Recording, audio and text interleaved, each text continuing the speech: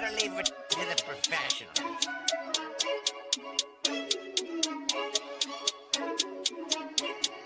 Blessed by Gondi, blah, blah, blah.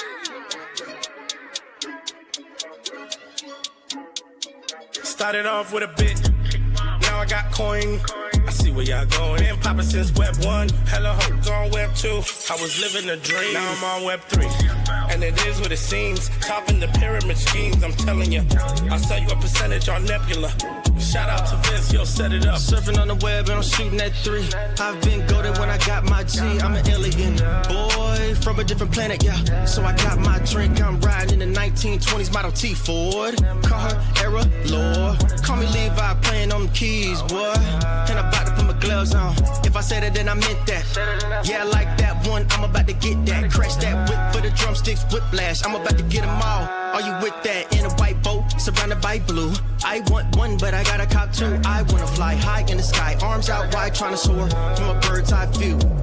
I'm on fire, Ricky, Bobby, cracking the pavement, Whitney, Bobby. I'm a Saki bomb, Hiroshima, Nagasaki. Bruce Wayne been a dog, and I keep it 101, cause I'm feeling kinda spotty. You sipping on some rock, and I'm sipping on octane. The only thing around my neck is the Started off with a blockchain. bit, now I got coin. I see where y'all going. Ain't poppin' since Web 1. Hella hoes on Web 2. I was living a dream, now I'm on Web 3. And it is what it seems. Topping the pyramid schemes, I'm telling you. I'll sell you a percentage on Nebula. Shout out to Vince, yo, set it up. NFT, Twitter, blockchain. Seeing with the ghosts and we ballin' like the Brown James. Crypto. We can make a trade, get the memo. The field's not falling for the FOMO. Listening to Coffee with Captain. You know we worldwide, they loco. I ain't never gonna stop rapping. Orlando, yeah, we working magic. We rocking Ethereum NFTs. I just went and caught me a half base. Man, I got a shout out Started to off with a Gondi. bit, now I got coin. I see where y'all going. Ain't poppin' since Web 1. Hella hoes on Web 2. I was living a dream, now I'm on Web 3. And it is what it seems. Topping the pyramid schemes, I'm telling you. I'll sell you a percentage on Nebula.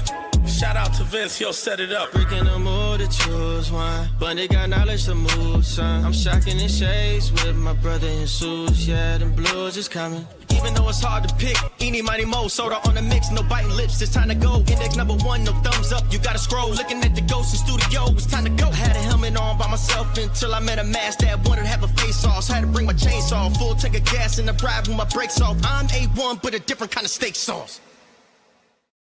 GM, welcome to Coffee with Captain. Hope everyone had a great weekend. I am half asleep still. I had a flight last night. It got delayed and delayed again. Not complaining. Happy to be here, but did not get my normal 7 hours of sleep. Didn't make it in till, I don't know, it was the morning hour. So might have got a little like 3-hour nap in. And so if I'm a little raspy this morning, my apologies. Joey, I saw your request in and it bounced you. Same thing happened to the Coffee with Captain handle. So I didn't think we got an X update over the weekend, but quick little house cleaning to start the show. If you are having any issues with X, good reminder to maybe go check to make sure you're on the most recent version of X. And if you are not, do that update, force close the app, leave, come back. Sometimes taking a lapse help. I don't show anything pending on my end, but I've been, I think X is making good moves. It's like, I don't know, one step backwards or one step forward, two step backwards makes sense with what they've done recently, but I appreciate some of the changes, and hopefully the just the glitching subsides. Cause like even now, the Coffee with Captain account did come up on stage. It's muted, but on my main phone that I'm hosting from shows that it's unmuted. We're just gonna proceed ahead. But as always, happy Monday, everyone. Hope you all had a great weekend. I got some good family time in. Went back to Ohio to see my mother. I shared in the show last week. She had I guess emergency surgery. At some point it was expected she was going to get a pacemaker, but some events transpired and it ended up being sooner than later, and thankful for modern medicine and everything. She's recovering well. It was great to see her. And not only great to see her, I got to spend some time with, I guess it would be Duke's, we'll say cousin. This kid, what is it? Your parents' dog. I guess the dog would be my brother, my dog brother. So it would be Duke's uncle. Is that right? How do I connect the dog family tree here? Anyways, she got a new puppy. It's like 4 months old, little Cavapoo, I think is what it's called. And cute as can be. And not all, but most dogs naturally love me. And this little fellow is no different. I'll grab a pic here in a second. I am struggling with not just spaces. I can't get abstract to start this morning. Does anyone over there see the stream? It's just the start live stream button is not working. Without fail, I have a sleepier morning and or did not get enough sleep and don't have enough caffeine in me yet and getting the tech curveballs. But I digress. If we can't get abstract live, no fear. Head over to YouTube. It's where you want to watch the show anyways. The chat there, you get all the XP bonuses and no fear. Head over to YouTube. Whoops. Where you want to watch the show. That YouTube airdrop is going to hit really nice someday. I kid, but maybe not. You never know. Crazier things could have happened. It does seem like we're getting the Everything app, actually going to be an Everything app here soon, and turn on some finance features and more. So excited for that. No gas Seinfeld episode. Oh, you know what? I'm guessing the Katie thumbs down is no abstract. Be epic. I need reminded, what was the no gas Seinfeld episode? Seems definitely like a Seinfeld episode topic, but I don't remember. It's not hitting me. I'm sure I will as soon as I see a clip or some more explanation. But yeah, it's not hitting my brain this morning. It's a me problem, not a you problem. Dort, the image you dropped there is pretty fire. Or is that, what are you using now? ChatGPT? What is Dort, what are you using to get your custom ape? I tell you what, someday if I ever drop an actual PFP NFT collection, I want to recruit 1,000 Dorts. That's the goal. Try to do a proper screen share here this morning. Here we go. I'm guessing it's like a robot selfie. Is my interpretation here. Anyways, well done. A lot to get into. Actually, not a lot to get into. We had an interesting weekend in the oil market anyways. Per the title, a whipsaw ran up, touched, I think, 115, and then some announcements on some not top secret, but some extra supply, some break glass when needed type of oil that's going to hit the markets, trickle out into the markets, pulled back following the massive pump.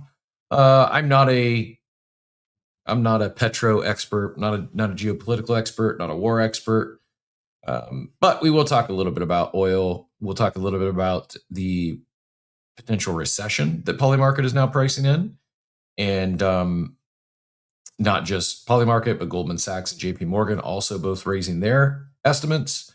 So we'll talk a little bit all that. We've got some NFT stuff we're going to have fun with. I just saw a post on Azuki. I probably will touch on that, but I don't know. I don't know if it's worth a deep dive. I don't want to necessarily relitigate old stuff, and I don't think it feels great to dunk on some of these collections just because they're down from a floor price standpoint. Almost everything is. That said, we might hit on that. Thank you very much, Thomas. Yeah, it was great to see my mom and great to see her doing well. I am, family's, hopefully important to everyone. It is of the utmost importance to me, and I don't get to see my Ohio family that often. So it was great to make the trip back, although I'm going to drive next time. The flight was fine, but after you factor in flight, Ubers, not even just from a cost, like last night. Now, you could laugh because had I drove, I wouldn't have got home any earlier and probably would have had to even leave it a little bit sooner. I just like being on my schedule, like being in control. I don't like, for instance, went to the airport like 5:30 and ended up I don't know what time the flight left. It was multiple delays and, chilling in the airport for several hours instead of, extending my visit just because I didn't get notice until got to the airport and through security. Anyways, I digress. I do think for many reasons. One, I want to bring Duke to introduce to his cousin, dog brother, Monty. I'll drop a pic of Monty here in the chat here in a second. But while I go look for that, GM Joey, what brought you up this morning? Hope you had a good weekend. Hey, I did have a good weekend. Man. Went to a card show on Saturday, sold some cards, picked up some cards, softball on Sunday. It was good. I figured it'd be worth mentioning too, like at the top of the show, if people haven't seen yet. Mayhem shared it in the war room, and then I also shared it. The Gondi exploit that's going on right now. Yep, it's still open, right? It's not solved yet. I haven't seen a post that it's been solved yet, but I guess there's an exploit going on. I'm trying to find Mayhem's post, which I think had more detail. It says blockades. Hold on. It says exploit detection system has detected a $230,000 exploit on the Gondi protocol on Ethereum. Around 40 NFTs were stolen, and the exploiter has started selling them. More info below, and it's got like a bunch of links of the vulnerable contract and etc. So I guess, and then the link I posted, he said, let me see here. He said, if you've connected your wallet or interacted with it before, please revoke permissions. I guess it's something to do with one of the lending contracts or something on Gondi. I'm not quite sure. It's above my development knowledge pay grade, but if you've ever interacted with Gondi, probably worth just going over there and doing a revoke.cash or whatever it is to make sure you're not susceptible. Yeah, you know what? Also a good reminder, not just Gondi, but it's a good reminder. Hopefully no one's impacted by this. If you're not, awesome. Also good reminder to not only go revoke permissions if you have any permissions at Gondi, but gas it's zero. It's not even point anything. GUI is just on my widget anyways. It's showing 0.0. Good reminder, good opportunity when gas gets this low to go and revoke approvals from Gondi, OpenSea, anywhere that you're not using anymore. I didn't do the deep dive, but I did see some of the X accounts. It appeared some of these recent X hacks were a result of permissions that were granted for not your wallet, but for the X app in particular. So just PSA, good reminder to go revoke permissions while gas is low, revoke your X permissions, all that stuff you're not using, especially if you've been here for a while. You can open that up and be shocked to see you'll have hundreds of open approvals, and it's just a unnecessary, potential attack vector. So good reminder. I did pin up BBA's post up top. Again, hopefully no one is impacted by that. And good PSA, Joey. Appreciate you sharing. What cards you get? Anything exciting? We opened up a case of National Treasure, which is a Panini is losing their license to for the NFL. So they're dumping like a bunch of products. So the National Treasure Fanatics, who's getting it? I think I saw this, but I don't remember.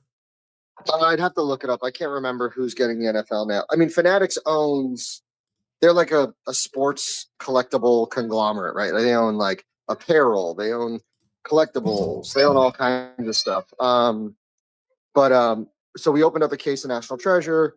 We didn't really hit anything that great, so we were trying to unload as much stuff as you can. But I'm actually the three cards I'm focused on are Con Knuppel rookies, Cooper Flag rookies, and Jack Caglianone rookies. He's a baseball player, and I'm basically hunting lots of base cards and refractors, nothing numbered because the numbers go for even the raw numbers go really high, but trying to basically mass grab raw base cards from anywhere from $2 to $5, like low end refractors or inserts or variants. and then grading them all, because if they, you spend like $2 to $5 on a card, spend $30 grading it. If it gems out, it becomes $150 to $200 card. What do you mean by that? If it So gems out? it becomes a PSA 10, like a gem Oh, 10. gem mint. Gotcha. Yeah. So basically playing the odds of, like, if I spend, $2 to $5 a card and grade them, and a few of them gem, or all of them, right? Like, some of them are only 150 to 200, but some of them are 400 to 500 because they're inserts and they're, variations. And then you're making well more than your money back. We did buy a couple big cards. We bought like a Mickey Mantle, 2 out of 5. We bought this insert, this Cooper Flag called like a Midnight Insomnia card for like 400. That we believe will gem out, and that becomes like a multiple 4-figure card. So we're just trying to like stockpile some rookies, like the Jack Cagliones, because it's not baseball season. You can get really good deals on those, and I'm convinced he's going to be a stud. He plays for the Royals out of the University of Florida, so stuff like that. Yeah, appreciate you sharing. Quick question. I saw what's your thoughts on the Sports Illustrated Michael Jordan cover, or actual whole magazine selling? Should I go track down my boxes of old Sports Illustrateds from the late 90s and see if we got any hits? Early 90s actually would be more appropriate. Yeah, I've got bins of old Sports Illustrated magazines I assume were worthless, but what were the details around this sale, and why all of a sudden are we seeing old magazines sell for thousands of dollars? Well, I think it's same as like the kind of comic book theory, is a lot of people back then didn't take care of these things, right? Like they actually read them and used them and flipped the pages. So if you can find, I don't know if it was graded or not graded. It was. I can't remember. Yeah. What was the grade? Do you remember? Let me double check. I think 9.6. Yeah. So if you can get a hold, if you have these older magazines and comics and they grade really well, you're going to get a lot of money for them. Because again, we didn't, like, when we were kids, like, you remember when you used to go to the buy a pack of cards, a lot of times you would clothesline them to your bike and it would make that funny noise, right? Like it made your bike sound like a motorcycle. We didn't think that these things would be worth anything when we grew up. I mean, actually, I did. I was not that old. I did not ruin my baseball cards. I thought they would actually be worth a lot of money, and unfortunately, it was in the era of just mass overprinting of wax. Like they actually saw funny. I saw a X post. I'll see if I can pull it up next. It was talking about it was like the Mount Rushmore of wax, the Mount Rushmore of worthless wax that we thought were going to be amazing. Like, for instance, the Ken Griffey Jr. rookie card, the Bo Jackson with his, he's got the baseball bat and the shoulder pads on. These cards that were really cool cards. They were like grails. They were chase items, but unfortunately, most of them became worth almost nothing because they just continued to print millions and millions of these cards, even the quote unquote rare ones. Back in the day, we didn't really have like 1 of 5 or 1 of 25. It was, cool cards like the King Griffey Jr. rookie card, the Bill Ripken card. If you don't know why that is a Mount Rushmore of junk wax, do your own research. The Michael Jordan baseball card, I wouldn't add that on my Mount Rushmore, even as a big MJ fan. And then the Bo Jackson was a pretty sweet card. But this is like, you could probably go buy this card for 50 cents today because they just mass produced. So yeah, Joey, I did not. I was naive and thought they actually would be worth a lot of money, not realizing they were. You just held the wrong ones. Yeah, I mean, but really, were any cards in that era end up like? I feel that was like most of the cards that are worth money from that era are going to be rookie cards. They're going to be like, yeah, but even those like pale in comparison to today's rookie cards. It's like that. There was that. My childhood, unfortunately, the peak of like from, I would say like 87 was the first baseball set I collected. That wood grain, like that. That was a loaded pack. There was so many incredible rookies in there, from Barry Bonds. Like, just, it was an amazing set of cards. Unfortunately, supply was just completely flooded. This Barry Sanders, actually have one of these Barry Sanders cards. Eric Lindros. But here's the thing, though: if you have them in a great, but if you have those like a Barry Bonds rookie card, and you spend the $30 to $40 to grade it, and it's a 10, yes, it's worth it, right? Like, I'd have to see which rookie card. And here's the other thing too, with a lot of these cards is nowadays the market is very different, right? Like when we were kids, there was basically you'd open a pack of cards, and it was just all cards, and maybe you got like a hologram, stick of gum, don't forget that. Exactly. But nowadays, you open like if I can smell that gum right now. Anyone else? I can literally smell the stick of gum that came in those baseball cards. It's crazy. We used to open that pack and just put that gum right in our mouth. Oh yeah, like no care at all. I would actually. I'm like a germaphobe. I'm not one to eat like old gnarly food. I would actually chew it. I would put that in my mouth right now and chew it if I had a pack. I would rip it open and I would chew the gum.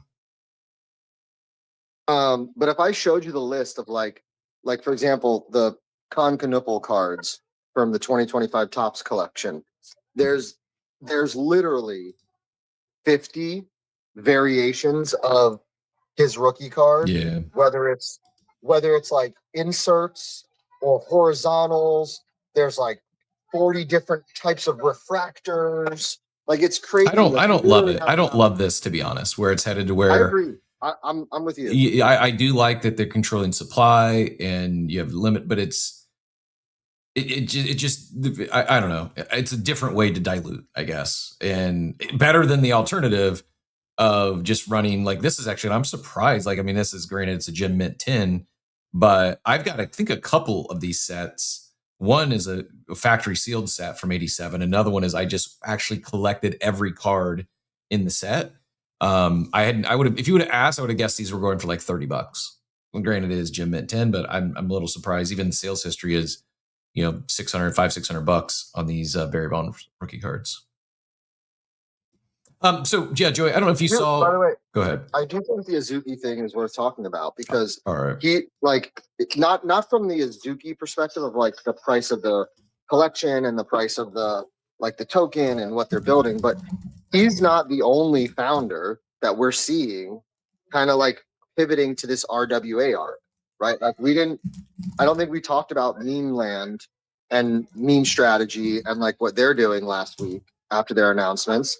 But like Zagabond for a few weeks now, maybe even like over a month, has been on this like RWA arc where he's been posting about like Pokemon cards and I don't know if Azuki's going to pivot.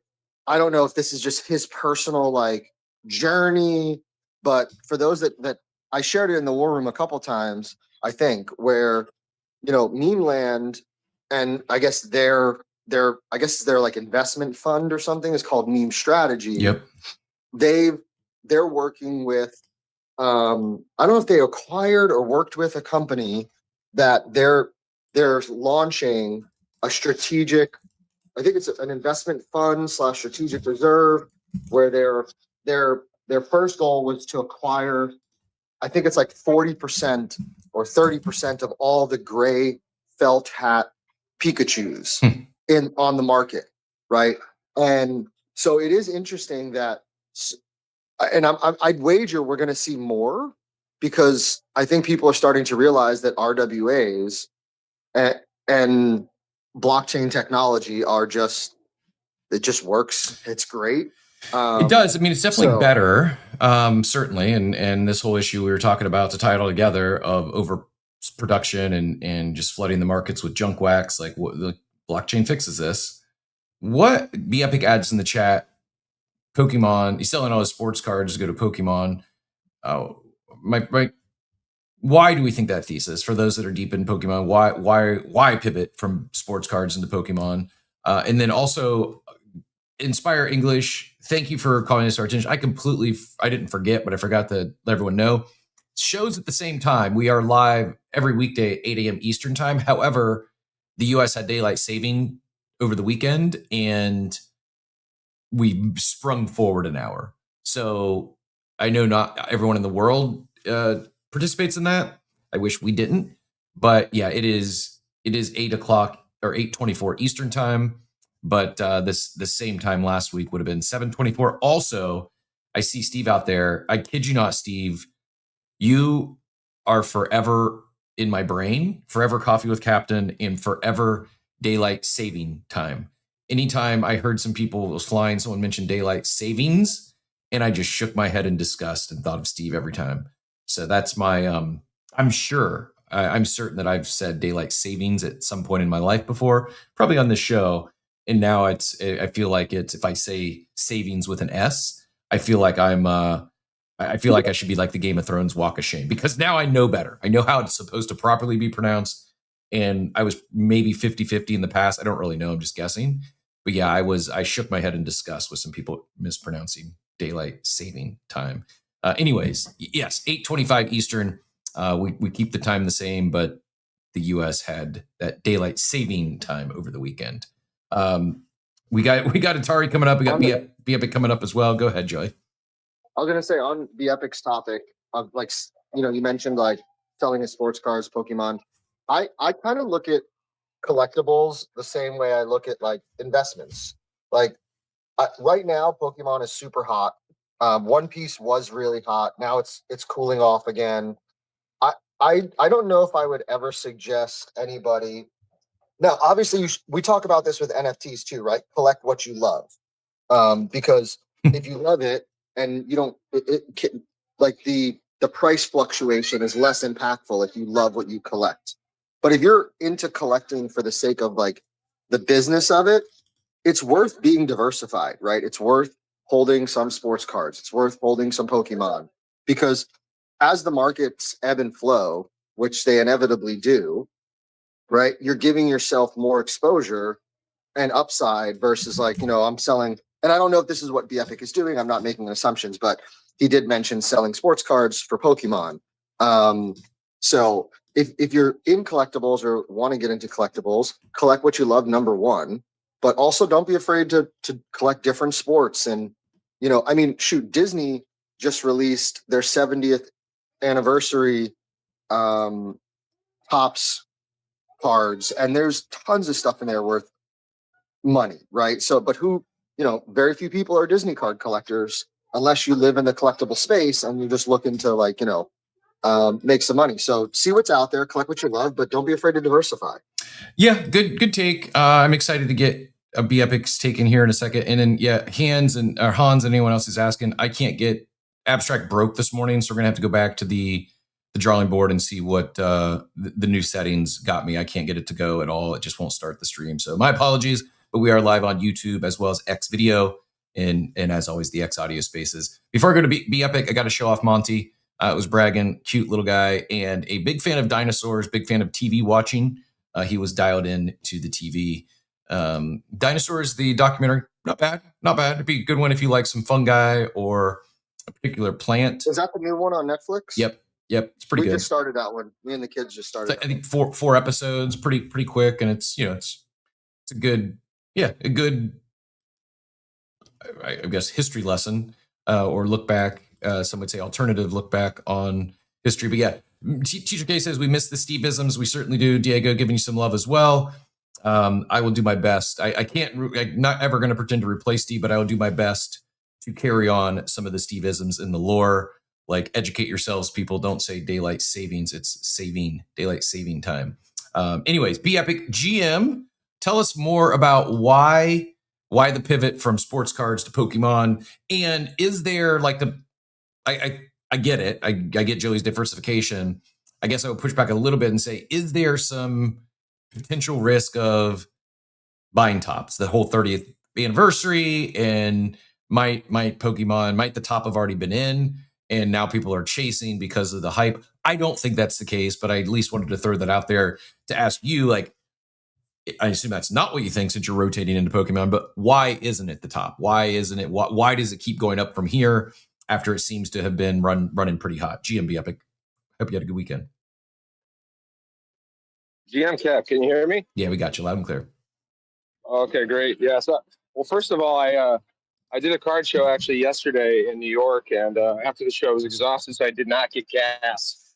There's a gas station right by my house, and this morning it had no gas. So I was Kramer today, driving through New York, trying to find a gas station so that I could make it home. No, My son's is school. and the reason is there actually like a run on gas? People are like lined up at the gas stations and afraid it's going to go up more. Is that no? The gas station right by my place is unfortunately just had no gas. I don't know if they didn't get a delivery or they're waiting for it this morning, but was freaking out. So I got gas. I'm good. But on the topic of sports cards, I guess for me, I there's if you're buying things to speculate on, you're buying players like Ja Morant, for example. Like, what is his rookie card worth right now?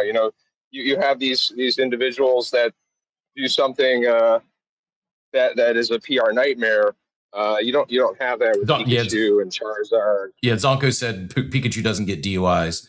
So I guess in no career and in injuries. I get that. I guess so. Like the floor is a little more. You're removing some variables of how the player does. Does he get hurt? Does he do something bad? PR nightmare. That makes sense. But I guess I would also then the flip side of that is yes, and you're also kind of eliminating the ceiling. Not truly, but in the variability of the ceiling, where Joey mentioned Kneipel. How am I pronouncing that right, Joey?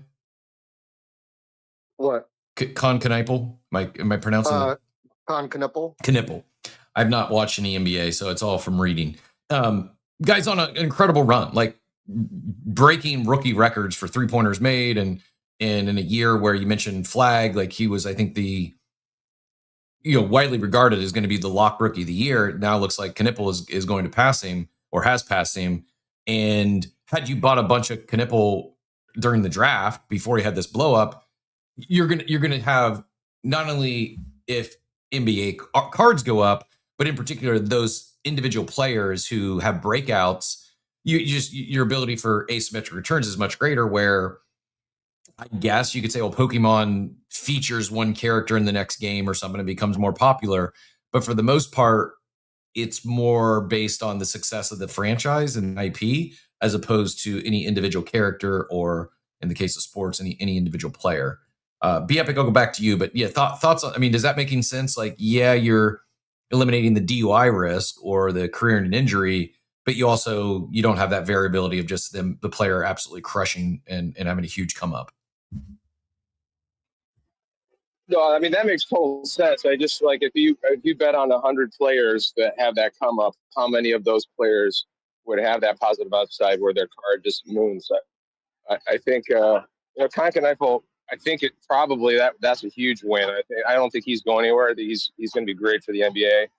But like I brought Travis Banzana card, right out of school. I bought Drew Allard from Penn State, and I think both those cards could easily go down in value if they don't even make it to the majors or in the NFL. So the speculation is there. There's much higher risk. I feel like when you're making those kind of plays, I think the best play in sports is to do what Joey said and buy Mantle, buy Jordans, buy Kobe's. Those are only going to go up over time, right? So that's the play in the sports market from my perspective. Yeah, I guess it's both are unique in their own way, and it's really kind of like what you're looking for. If you're looking to remove some of the risk and added speculation, hard to argue with Pokemon. On the flip side, if you are looking to get early, and I guess if you're a fan, right, and you have certain player takes, that is an area you can get ahead of the market. Like for instance, I've been smashing way too early best ball, the big board they call it on Underdog, before the draft. I was doing it before the combine, and mainly because, well, I don't have all the information. I don't have free agency. I don't know who gets drafted where. I had an edge. I believe I knew which players would perform well in the combine. And while that doesn't guarantee success in the NFL, I knew a player like Mike Washington was big and fast and put up 1,000 yards in the SEC for a really bad team. And if he did okay at the combine, he was going to go up. And I got, I don't say I got lucky because I knew the result. I knew he was going to perform well. I didn't know he was going to run a 4.33, but I was able to get ahead of that and drafting a player in the 200s. It's now me being drafted like 140. I got like 5, 6, 7 rounds of closing line value. What I could have been doing now, running backs probably aren't the best buys in football cards, but I could have been looking for, some of these players. I don't even know if there's a football set out pre-draft, so this is maybe not the best example. But my point being is maybe a player like, again, running backs aren't the best. Like maybe Kyler Murray's a good buy right now, because most people are like, oh, his football is over. He's going to go play baseball. He sucks. Kyler Murray doesn't suck. He's played for a really bad franchise, and there's a world where he signs in Minnesota and is an All-Pro this year, and Justin Jefferson's back. Like, getting ahead of some of these player takes is that's where I have not done this in sports cards. But for me, like, I definitely don't have an edge in Pokemon. I don't even know what these characters are. I mispronounce 90% of them. And not that I have an edge in all sports, but there's ways to get more in on if I have conviction in a particular player or a particular outcome. Just like if you were playing DFS, well, you also could be playing player props if you have a strong player take. Just ways to maybe diversify is not the right word for it, but get spread your action across multiple different shares or bets to potentially hit on a even more upside, but also mitigate some of your downside as well. For instance, you got the greatest player take ever and have the quarterback or the running back who's the nuts any given week in DFS and roll out 150 lineups to that player. There's still no guarantee you're going to hit. And you could ultimately, at the end of the day, you could bust. Whereas if you also put some action on, that player's overs, whether it's fantasy points or rushing yards or whatever, that's something I'm looking to do more of in the future, because I feel that while not a hedge, it's an opportunity to profit when you're right in these games that are extremely high. There's extreme variance, and you're basically trying to hit a lottery ticket. Joey, go ahead and get back in here, and then we'll bring Atari into the conversation. I mean, listening to you kind of talk through all this, like, sports cards are not very different than NFTs if you think about it, right? Like, why do you buy an NFT collection at mint, right? You're hoping that it's, whether it's art or these PFP collections, that they're going to build something or do something special, just the way you buy a rookie card. And then the question is, can you time the market correctly and maybe get out at the top of that NFT collection? Or, right, does that rookie become like someone like a Cooper Flag and Con Canopal, where their market's really hot right now, and it's like, do you hold even longer to see what happens? But then if they have a bad, like CJ Stroud's a great example. Like, he was a very popular, desirable card after his rookie season, and it was selling for a lot. And now you can't even move his stuff because he's been injured. He hasn't played well. And it's like, I mean, maybe not just sports cards, but like collectibles in general operate not very different than how we've been trading NFTs for 5 years, which is why I guess a lot of people from that space came into NFTs originally. And I'm guessing the answer is yes, but has card lending taken off yet? Like, we were just talking about Gondi. By the way, quick PSA, if you missed it earlier, there's a Gondi exploit. Recommendation is go remove any approvals. While you're at it, gas is 0.2 GUI. You might remove some other approvals. Revoke.cash is the the go-to spot for that. Joey, I do a $250 BZ gold claw pull, and I hit the $9,000 Grail item, and I keep it.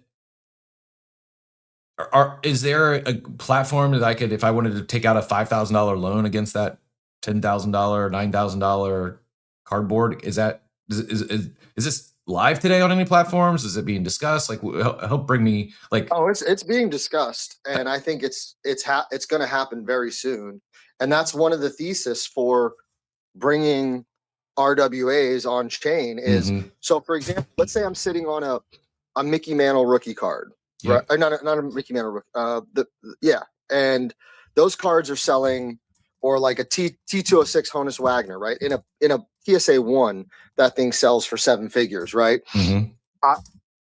I cannot walk into my Wells Fargo or my credit union and say, hey, I want to renovate my house, right? Like, can you give me $250,000 and I'll put up this T206 Honus Wagner? Wells Fargo is going to laugh you out the door, right? So the idea of They might call the cops on you. yeah, this guy's taking crazy pills. But the idea of bringing RWAs on chain is exactly for that reason, right? So if that T206 is tokenized with somebody like Beezy sitting in a vault, and I mean that was the thought. That's Rally, that was the thought process. Not Rally, that platform that I guess everyone talks about, that Logan Paul rugged or whatever was part of an owner in. He was like he fractionalized his Pikachu Illustrator and whatever. But like that's the thesis, right? Is you can bring an RWA on chain. You can then say like, who wants to offer me a loan or who wants to buy into this so I can get some liquidity share, sell shares and get liquidity, because you can't do that right now. You can't. There's no traditional finance method of leveraging your T206 Honus Wagner. You might be able to do it privately. Like I'd imagine there's somebody out there with a lot of money that's like, yeah, you want $250,000 and I get to hold your T206 Wagner until you pay me back. I'm sure that exists, but I don't know of any platforms, TradFi, that'll do that. Yeah, it seems like it's going to happen. Is there a Gondi for RWAs yet? Like, who's building this? So we had like Kettle Finance was doing the Rolexes. There has been some RWAs. I'm actually, now that we're talking out loud, I'm shocked this doesn't exist yet for Pokemon and sports cards. Like, actually shocked. I mean, I know it's easier said than done. It's easier for me to say as a non-dev, but it's the same thing. Like, why doesn't Gondi or NFTFi or Bindao or like, it's once they, with thanks to platforms like Beezy, and they've already tokenized these RWAs and brought them on chain. From a smart contract standpoint, it's the same thing. It's no different than it is an NFT. So really curious as to why this hasn't taken off yet. I might be front running Beezy's roadmap. My apologies if so. Atari GM, welcome to the stage. What brought you up this morning? Hey, what's up? First of all, mic check because I'm driving. Yeah, we got you. Crispy. Okay. Hey, what's up, guys? Well, the sports card talk, you started talking about the brown box set. I don't want to go too back in that conversation, but that got me. What a great set that was, right? If you know, you know. Dude, I have all of that. I have 20 Barry Bonds rookies from that set and then 20 from the other, I forget which one. I have all that shit sitting, and you guys got me thinking. I have all the original Sports Illustrateds, Beckett magazines. Oh, I got some Beckett's too. Boxes. I got all that bullshit. But that's why I'm so bullish on blockchain, honestly, because like, dude, I can't use these things for lending. I can't do anything with them. They're just sitting. If I want to spend $30 to get upgraded, there's just so many logistics with my physical cards. But but just a couple points. One, dude, that gum, even back in '89, that shit tasted from like the 30s or 40s. Like nobody. I was trying to even think how to describe the texture, and that was baseball pack gum. So God bless you that you're still willing to put that in your mouth. It was like hardened Play-Doh because it would crack. Yep. When you tried to bend it in half, it wouldn't bend. It would just crack in half. Yeah. Yeah. A kid today would not describe it as gum. Like it does not qualify as gum. I don't know what it was made of, but yeah, it was not gummy, not chewy. It was like probably the first time we got microplastics in our body. It was like stale Play-Doh is the best way. Now you gave me the thing that we used to have at baseball, Little League, the big league gum or whatever, and you felt like you were Big League Chew, the one that was shredded. Big League Chew. Yeah, Big League Chew. Now we're talking. It was supposed to mimic shredded tobacco that was very popular in the 80s and 90s with baseball players. How they would wad it up and put it in their cheek. I might buy this Tony lot. Glenn, I might buy this lot of 200 old unopened Topps baseball cards just so I can chew 200 pieces of gum on show one day. This will be a good bit. Go ahead. Sorry. Jesus, no, but that's what brought me. I'm just driving up from work. I just tapped into my Open Claw after it's done with the dishes. I'm having it vibe code the lending platform for BZ. Hey. Yeah, no, I'm just kidding. I just always looking for a way to roast that shit. But yeah, no, man, I heard the conversation. I was like, let me. My I'm DM's dropping open. Let me know if you vibe code it. All right, I got you. But yeah, a lot of good points. I really like Epic's point about just like the players can get injured because like I like took a big asymmetric bet on Zion. I bought a bunch of PSA 10s for like $500-600 a piece, and then he rugged. So Well, yeah. speaking of rugs, and very fitting here, we have some breaking news that does tie all this together. Kid you not, when I pre NFTs, pre Top Shot, during the pandemic, I got out my old bins of baseball cards. I started buying some new ones. I would hit a DFS score, and then the players in that lineup, I would go buy a rookie card of each of them, and I was ripping some packs. My best card in a pack rip was one of the prisms. I don't remember what there's, again, to Joey's earlier point, there's a lot of different, there's not just one rookie card, there's a lot of different ones. This was one of the rarer ones, and it was, at the time, I'm sure it's not here anymore, at the time it was like a $700 Tua Tagovailoa rookie card. Now, had Tua went on to be the next Tom Brady, it would have been very wise to hold that $700 Tua rookie card. However, today, the breaking news is that the Dolphins just informed Tua that he will be released, and the the Dolphins are eating a $99 million cap hit. It's a lot to play for a player not to play. And needless to say, without looking, I'm pretty certain that Tua rookie card I had like $100 probably. I doubt it's even 100. Yeah, I would gladly. I mean, and here's the thing: like, even I would say I'd gladly take 100. I'm not gonna deal with the headache and the friction of listing that thing and shipping that thing all for $100. You know, I know that maybe makes me sound like a prick, but it's a lot of work goes into selling with these things for 100. Just driving home that it's just so much a better platform to use things like BZ, and this is all before we even have the liquidity piece unlocked. Where am I going to go take a loan out on my Tua Tagovailoa rookie card? No, but I don't want to sell my 1986 Jerry Rice rookie, and I go and this was also in the junk wax, so it's not really worth as much as it should be. But let's say I did have a $100,000 rookie card of someone. I would much rather, if I needed the liquidity or I wanted to tap into it, let's say I wanted to do some pack rips, instead of selling that thing, I'd much rather tap into liquidity, go buy some packs, flip those things, and it can create a vicious cycle. But yeah, just a far better platform. If I could weave to it, I would. Yeah, absolutely. Apparently, the rumors the Falcons are actually considering signing Tua. So I mean, who knows? Maybe he has a resurrection with that. No, Joey, come on. We're delusional here in this space. It's the best $99 million they've spent since 1986. It's crazy, man. It's bad. But to your point, Cap, like, you had a chance there, and these are the risks that we all take with collectibles, right? Like, you had a chance there to sell it for $700, and you were like, you know what? I think this guy's got some upside. And it's not there. And also, don't forget, when you go to sell that card on eBay, you're paying like 13% in fees as well. Yep. And not to make excuses for myself, but had I ripped that card, had it been on BZ, I would have sold it. Like, no exaggeration. Like, the main reason I didn't sell it for $700 is the friction that would have went around, and I don't have an eBay account. Gonna have to grind to get I can't remember what they call it. They're premium sellers or prime, whatever the prime eBay account is. And it was just going to be a lot of work. And I just didn't, it was one of the things like, okay, am I going to do this and actively like build the account and start selling, every day? I'm having every weekday or weekly, at least I'm shipping out cards, and ultimately decided I didn't want to go put in the time or effort to do that. But had it been on chain, I would have.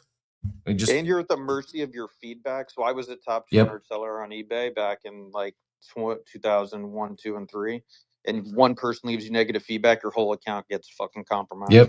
Yep. And account limits. It's just very much easier said than done. I know people do well on it, but to start from zero, it's not easy. I mean, there's also, I don't really shop on eBay because, again, a lot of times they're trying to sell their cards higher than what they're worth because of that 13%. There's a lot of Facebook groups that you can jump in and that's where I've been buying a lot of these Cooper Flag and Concanopal and Jack Caglianone rookie cards. Is you jump in these Facebook groups and they're like, yeah, here $2 a card. I've got like 10 of them, and I'll even take care of the shipping for you. So you could even jump into some of those Facebook groups and list it for sale, and then you do like PayPal goods and services, so everybody's protected with the 3%, and easy peasy versus eBay. But obviously, then you're not. It's only open to that Facebook group versus the millions of people that are on eBay. Yeah, and the biggest downside, unless we redeem it, we can't get that incredible gum. Dort adds Penix is fine. Shut your mouth, Joey. I'm rooting for Penix. I'd rather see Penix than Tua, but I digress. I agree. I'd like to see Penix too. One quick hit on this, or fly back over the Gondi issue, that we did get this update from the Gondi team. Here is the official update. Gondi security instance. We have new information on the exploit. What we now know. The exploit appears to affect NFTs that are not currently in active loans. It's tied to an approval vulnerability on affected contracts. Purchase bundler. NFTs held as collateral in active loans do not appear to be at risk at this time. What you should do right now, do not repay any loans until they confirm it's safe to do so. Revoke approvals for the affected contract immediately via revoke.cash. Do not initiate any new activity on the platform. It lists all the affected contracts. If you have a loan that is about to expire and need to take action, please do not interact with the platform directly. Instead, open a support ticket on our Discord and the team will assist you personally. We'll post another update as soon as we can confirm it's safe to resume normal activity. Thank you for your patience. Working on this as fast as possible. So stay safe out there. And anytime there's exploits like this, make sure that your people will prey on the fear. So make sure you're not clicking any links, random links and DMs. Make sure you're only interacting with the official account, the official websites, and just take some extra precautions out there anytime. And there's exploits like this. Let's do this. You mentioned I do want to talk markets. I do want to talk a little bit about oil and majors. I also mentioned this. The new recession numbers, which ran up, it's pulled back a little bit. Decent volume though. And then Joey, we'll kind of, before we get into market update, I will bring this up. It's not me saying it. I'm just commentating on a post from Kate. Kate says Azuki raised 28 million. I thought they raised a lot more than that, but that my memory could be mistaken. Now that's just the raise. I feel like the 28 million was just like isn't 28 million like just what they got from the Elementals mint? That's what. So Azuki, the OG, sold for multiple ETH. So it was millions made on the initial primary sale. There was, I thought it was like 40 plus million on the Elementals.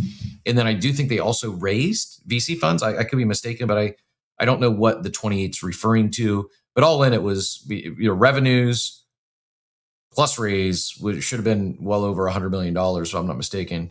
Back to Kate's post, fifth experiment after experimenting with Tindies, CryptoFunks, CryptoZunks, etc. I'm not even going to give that credit. Founder admitted to using fake personas such as I'm a female dev, and elaborated its guerrilla marketing tactics, called it storytelling. Down 97.4% from the peak. At some point, you can just stop posting about your own NFT collection and start posting about things that actually have and will have value, like physical TCGs. Shows the Azuki price chart, which again, you could do this show a similar chart for about any NFT or meme coin, or there's a lot of stocks that have performed like this in the last several years. This was a quote tweet from a Zagabond post on March 1st that said, Alpha, Black Lotus, No Rarity Charizard, Bandai, Blue Eyes, White Dragon. Every TCG has an origin card printed before anyone knew what it would become. The Bandai Blue Eyes dropped in 1998, a year before Konami. The rookie Blue Eyes, most people don't even know it exists. Joey, what's going on? What am I missing here? Why? Like, he sent that on the first, and then I mean, he's been posting a lot about TCGs. If you go on his page, but why the FUD now? Why is Kate going after him? Did I miss something? Are people pissed off that he's talking about TCGs and not Azuki? What there seems like I'm missing a part of this story. I mean, Azuki did launch their own TCG. Like there were cards released.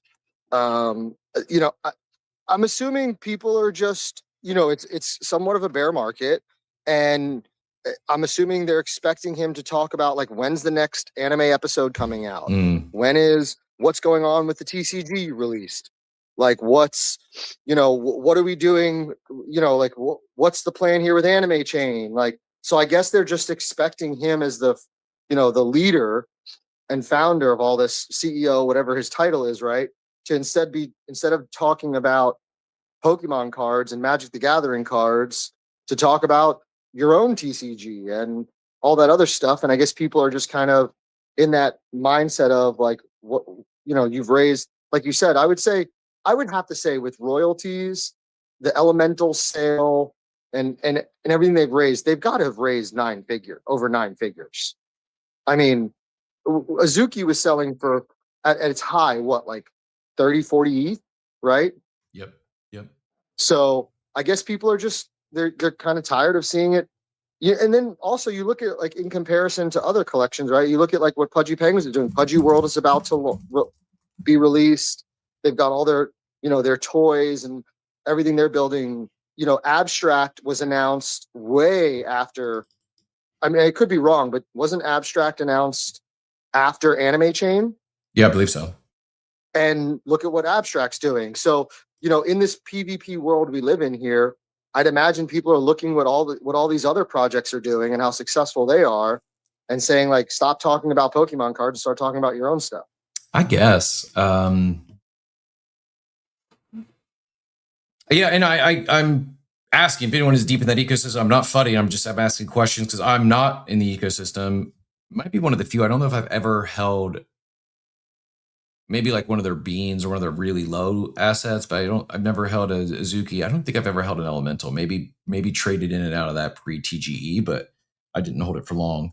If I'm missing something, if there's something else going on, or because I even saw some comments, people were accusing Kate of just engagement farming.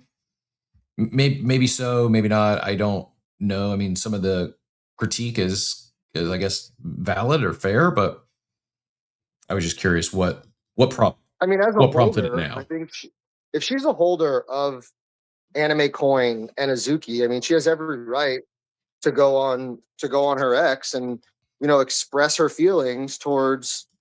I don't know if she is a holder or not, right? But if she is, she has every right to express frustration if she feels that way about everything being down and her feeling like the founder's not building. If that's her perception, I don't think it's engagement farming. We see people every day talk about when's the club going to be ready for apes, or when's other side going to do this, or with all these. So I don't look at it as engagement farming. I think some people just use X as an outlet to share their either happiness or frustration with whatever they're holding. Yeah, fair. Before we move too far away, though, this is the best account on Twitter right now, Westeros Central. Breaking Sir Tuatunga Valoa to be exiled on the morn tilt season starts, as he was told by Miami's master of the coin this morn. The Dolphins take on nearly 100 million gold dragons. His most likely landing spot is MetLife Castle. May the warrior protect him from the God's forsaken turf. I don't know why I get such a kick out of that one, but Pinnock adds, Payne adds, Pinnock has no knees left. Ignore this comment. Don't let it take you off track. Too late. Too late, Payne. Too late. I did see oil back up over 100 as we are dialed into the oil chart this morning. Before we get into oil and market as a whole, though, I did laugh at this post here from Wapital, who said oil should go up to $1 million so normies can feel how it felt to use Ethereum in 2021. I chuckled. If you were here, I mean, Steve did call Ethereum liquid. What did he say? He said digital oil. Ethereum is Digital oil. There you go. Yeah, digital oil indeed. Maybe that's we're just lagging. The ETH pump is lagging because we needed oil to pump first, and then digital oil goes second. Thomas says also don't forget to add your session on your account as well. Profile, apps, and sessions, then delete as needed. I'm not exactly sure what you mean there, Thomas. I might need you to expand on that a little bit. Not exactly sure what you're talking to. I think he's referring to inside your, like, if you're using Rabby, there is a option in Rabby where you can remove, like, your it's not revoke, so it's not on chain, but you could also like disconnect within Rabby. I think is what he's referring to. Same as MetaMask. Got it. Yeah, appreciate. Thanks for sharing. It's almost like clearing. It's almost like clearing your cache and cookies, I believe, kind of thing. Makes sense.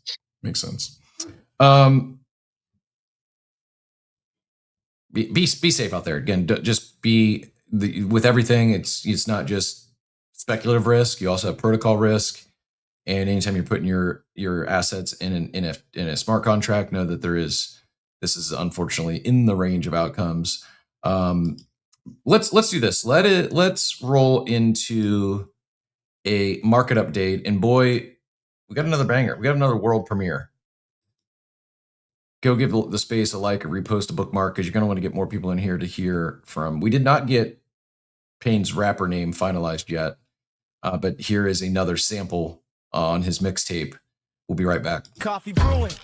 Yeah, the market's in play. Charts on the screen. What the numbers gonna say? We got offer in the cup every single day. Coffee with Captain. Market update on the way. I dig it. Well done, Sir Payne. Not the greatest place to start when we talk markets, but we're going to go there anyways. Fear and greed. We're back in extreme fear at 19. I saw someone say it dipped as low as 8, but I did not see 8. But we are back in extreme fear. Last month, the lowest we hit was 9, and the yearly low was just a little over a month ago. We hit 5. I think it was the lowest of all time on the fear and greed. Wu Payne claim. It doesn't roll off the tongue, but it read better than it sounded when I said it. Maybe it was just my mispronunciation on front. Looking at majors, though, Bitcoin is actually on the 24-hour clock up slightly. This was after it had dipped down, so volatility is maybe the one certainty here. On the 24-hour clock, it's showing up 1.24%. ETH is up 2.92%. BNB up 1.89%. Anecdotal, but my mother's Coinbase account, she got set up with, pretty sure her bag is ETH, Bitcoin, XRP, and maybe some Stellar Lumens. I can't know if she ended up adding that or not. It's down half. So it's down 50% off, 100% off its all-time high from her personal account.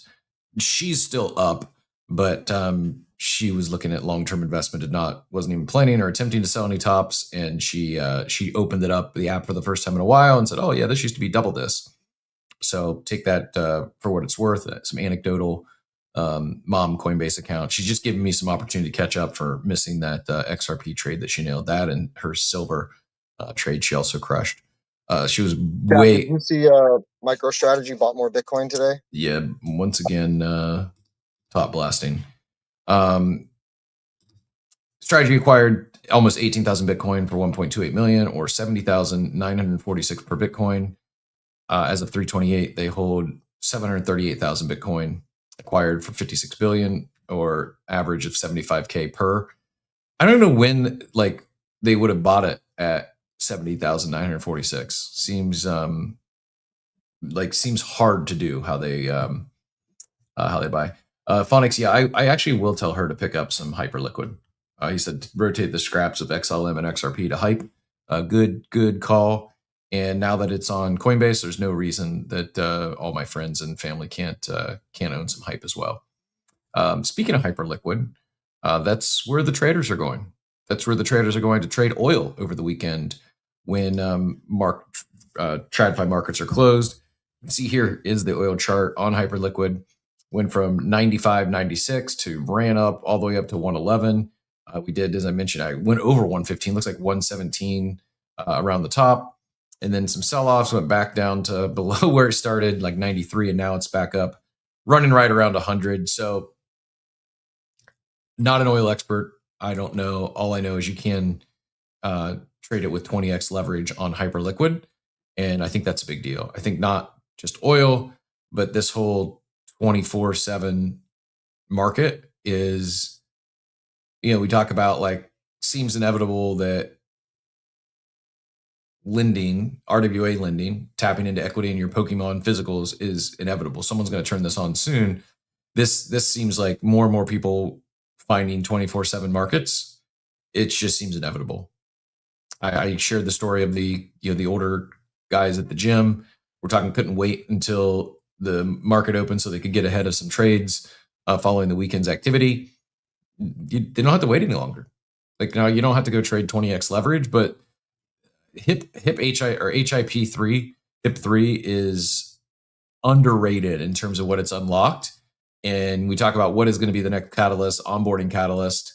This is a real one, man. Like, people coming in to trade on chain when they can't or when they can't trade in TradFi markets is very, very real. Now, how long does this last until we have, the traditional markets on online at least 24/5? I think that's coming soon. I mean, theoretically it's there on Coinbase already. I would not be surprised if we get 24/7 across some of the major, mainstream brokerages. But when that happens, I don't know. And I think, to me, Hyperliquid has really broken out this cycle as they deserve to be talked about in that conversation. If we're going to, yes, Bitcoin is the only non-alt. Everything else is by definition an alt. But if we're going to talk majors and talk about Bitcoin, ETH, Solana, I think Hyperliquid has deservedly broken into that tier. Granted, maybe they're the bottom of that tier, certainly, but just real stuff going on, real differentiator. And I absolutely can see this bringing in more people into, not just to trade, but I think it'll get more people thinking, what else should we be putting on chain? Case in point, like RWAs that you could tap into, get a loan on your Pokemon. I think it's an easy thing for a normal person, especially when in TradFi, to realize that, wow, this is just better. Like, being able to trade whenever I want as opposed to 9:30 to 4:30 Monday through Friday is just better. And I think it's such an so obviously better. I think we get others to start thinking about what can be done on chain and encourage, inspire more builders, and whether they're devs or not. With this AI explosion, it is, I think, just a matter of time before more get in the game. Few other, before we move on from market update, I will hit on some NFTs real briefly, and then I don't not great talking about recession, but it is noteworthy for sure. So Apes down 1% to 5.7, Punks up 1% to 29.79, Pudgies flat at 4.41, Little Pudgies down 5% to 0.47. Looks like it must have been a decent X copy sale. Known origin. X copy collection is up 11%. Grifters down a couple percent. Mutants down 2% to 0.82. Fidenzas down 1% to 19. Gazers. I wonder if we're seeing some fine art volume with not the usual suspects here popping on the trending chart. Quirkies. Holy moly. Last I looked, they're 1.09. They continue that climb up now 1.17. And one more plug for, look at what royalty protected contracts are doing for these collections. Maybe it's all coincidence. I don't think it is.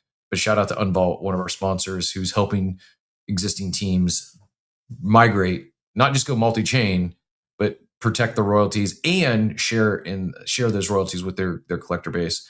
Milady's down 1% to 1.29. X copy additions up a couple percent. Moonbirds down 3% to 1.03. Normies down 11% on the day, but man, must have ran up because over the weekend at some point, because 0.06 is much higher than I think 0.03, 0.04 last I looked.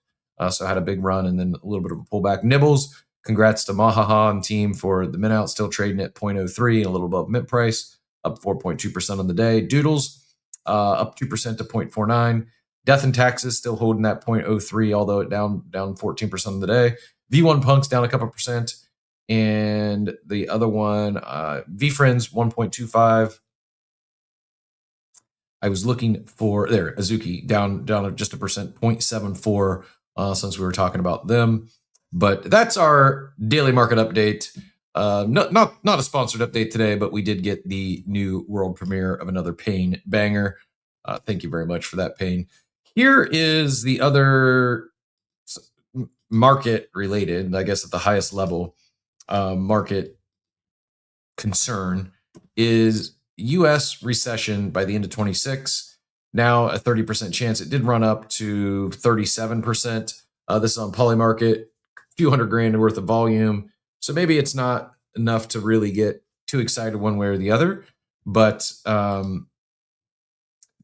definitely something to take note of. Also, oil odds of it getting up to 140 or above, up to 53% on Kalshi.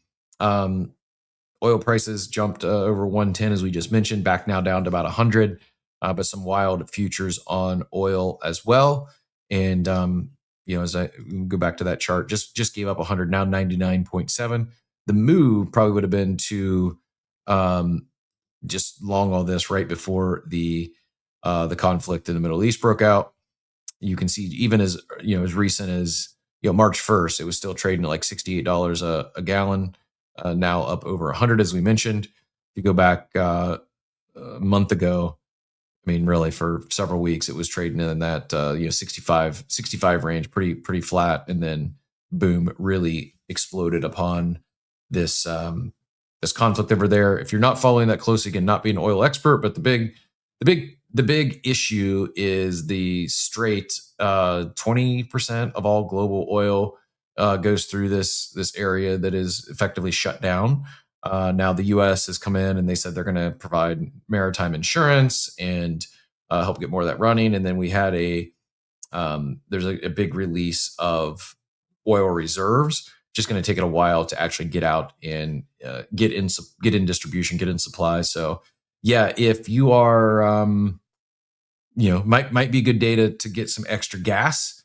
Try to avoid your lines. Hearing some, Be Epic shared they were already out of gas. I've heard some others say that they were, in some crazy lines. Not a great day to get gas. To which I say, imagine pumping gas. I kid, but if they fill in the go grab the Twilight meme where it's like the elites with their nose up looking at the crowd. That's how I feel driving an electric car when people are freaking out about gas prices. I kid, but kind of do feel that way. Not that I would ever make that face at anyone, but I feel like the meme is fitting.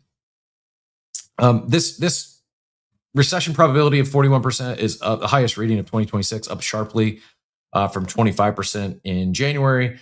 Again, those contributing factors: this oil shock, 15% global tariffs, continued uncertainty with the Iran war, Fed rate hesitation, 4 simultaneous headwinds at once. And historically, the crypto recession data is actually limited. Bitcoin only existed through one recession, which was COVID in 2020, and it crashed 50%, then became the top performer of 2021. So you've got limited history there in terms of how does Bitcoin actually perform during recessions, and is the 4-year cycle still a thing or not? The bull case for crypto in recessions, the government, prints money to stimulate, which equals currency debasement, which equals our hard assets win. Gold already proving this thesis as it's up over $5,000 an ounce. The bear case is recession equals job loss, equal people liquidate risk assets first. Crypto still very much so largely is held by retail, and retail gets squeezed first. Yes, there's institutional demand. We have the ETFs, but keep in mind those ETFs is a proxy for retail. It's not BlackRock going out and buying a bunch of Bitcoin and ETH to hold on their balance sheet. They're buying it for the ETFs, which are then bought and sold by retail. All this, I guess, if we really zoom out, we talk about have we got away from our roots and our core? Go read the white paper. Bitcoin was literally created because of the financial crisis in 08. 2026 recession would be, I guess, a test for is the thesis right? Is it really going to prove to be the hedge it was supposed to be, or do we just continue to see liquidations alongside everything else? I would say that while I mean, to me, the thesis makes sense. I think the thesis does hold. At the same time, with so many derivatives now, you've got, one Bitcoin, one real physical Bitcoin could be chopped up 6 or 7 different ways on paper. And I think that stuff is absolutely impacted when we get risk off and pullbacks, recessions like this. So it's like, which force is stronger? The market forces or the underlying digital gold? Oh, there's only going to be 21 million of these real ones. I don't know how aggressively that plays out. I actually think relative to the craziness, the uncertainty in the world, I think crypto's actually held up pretty okay. And I think part of that could be because of this. It's almost like confused. Should it trade with the market? Should it actually be the hedge against these the recession and money printing? I think it is a big question of this cycle, and maybe none of it matters. Maybe it all is just as a 4-year cycle, and macro doesn't really matter. I tend to think it does, but going to be interesting to see both short and midterm how this plays out. And I think the one thing that is certain is volatility. I did just see there's 2.2 billion in Bitcoin and ETH options that expire this week. Another major derivatives event coming midweek, which adds volatility on top of what's already seems to be somewhat fragile. Watch open interest and pain levels closely heading into Thursday. So Wednesday, Thursday, those options expire. And I'll drop an article to show you what I was reading here.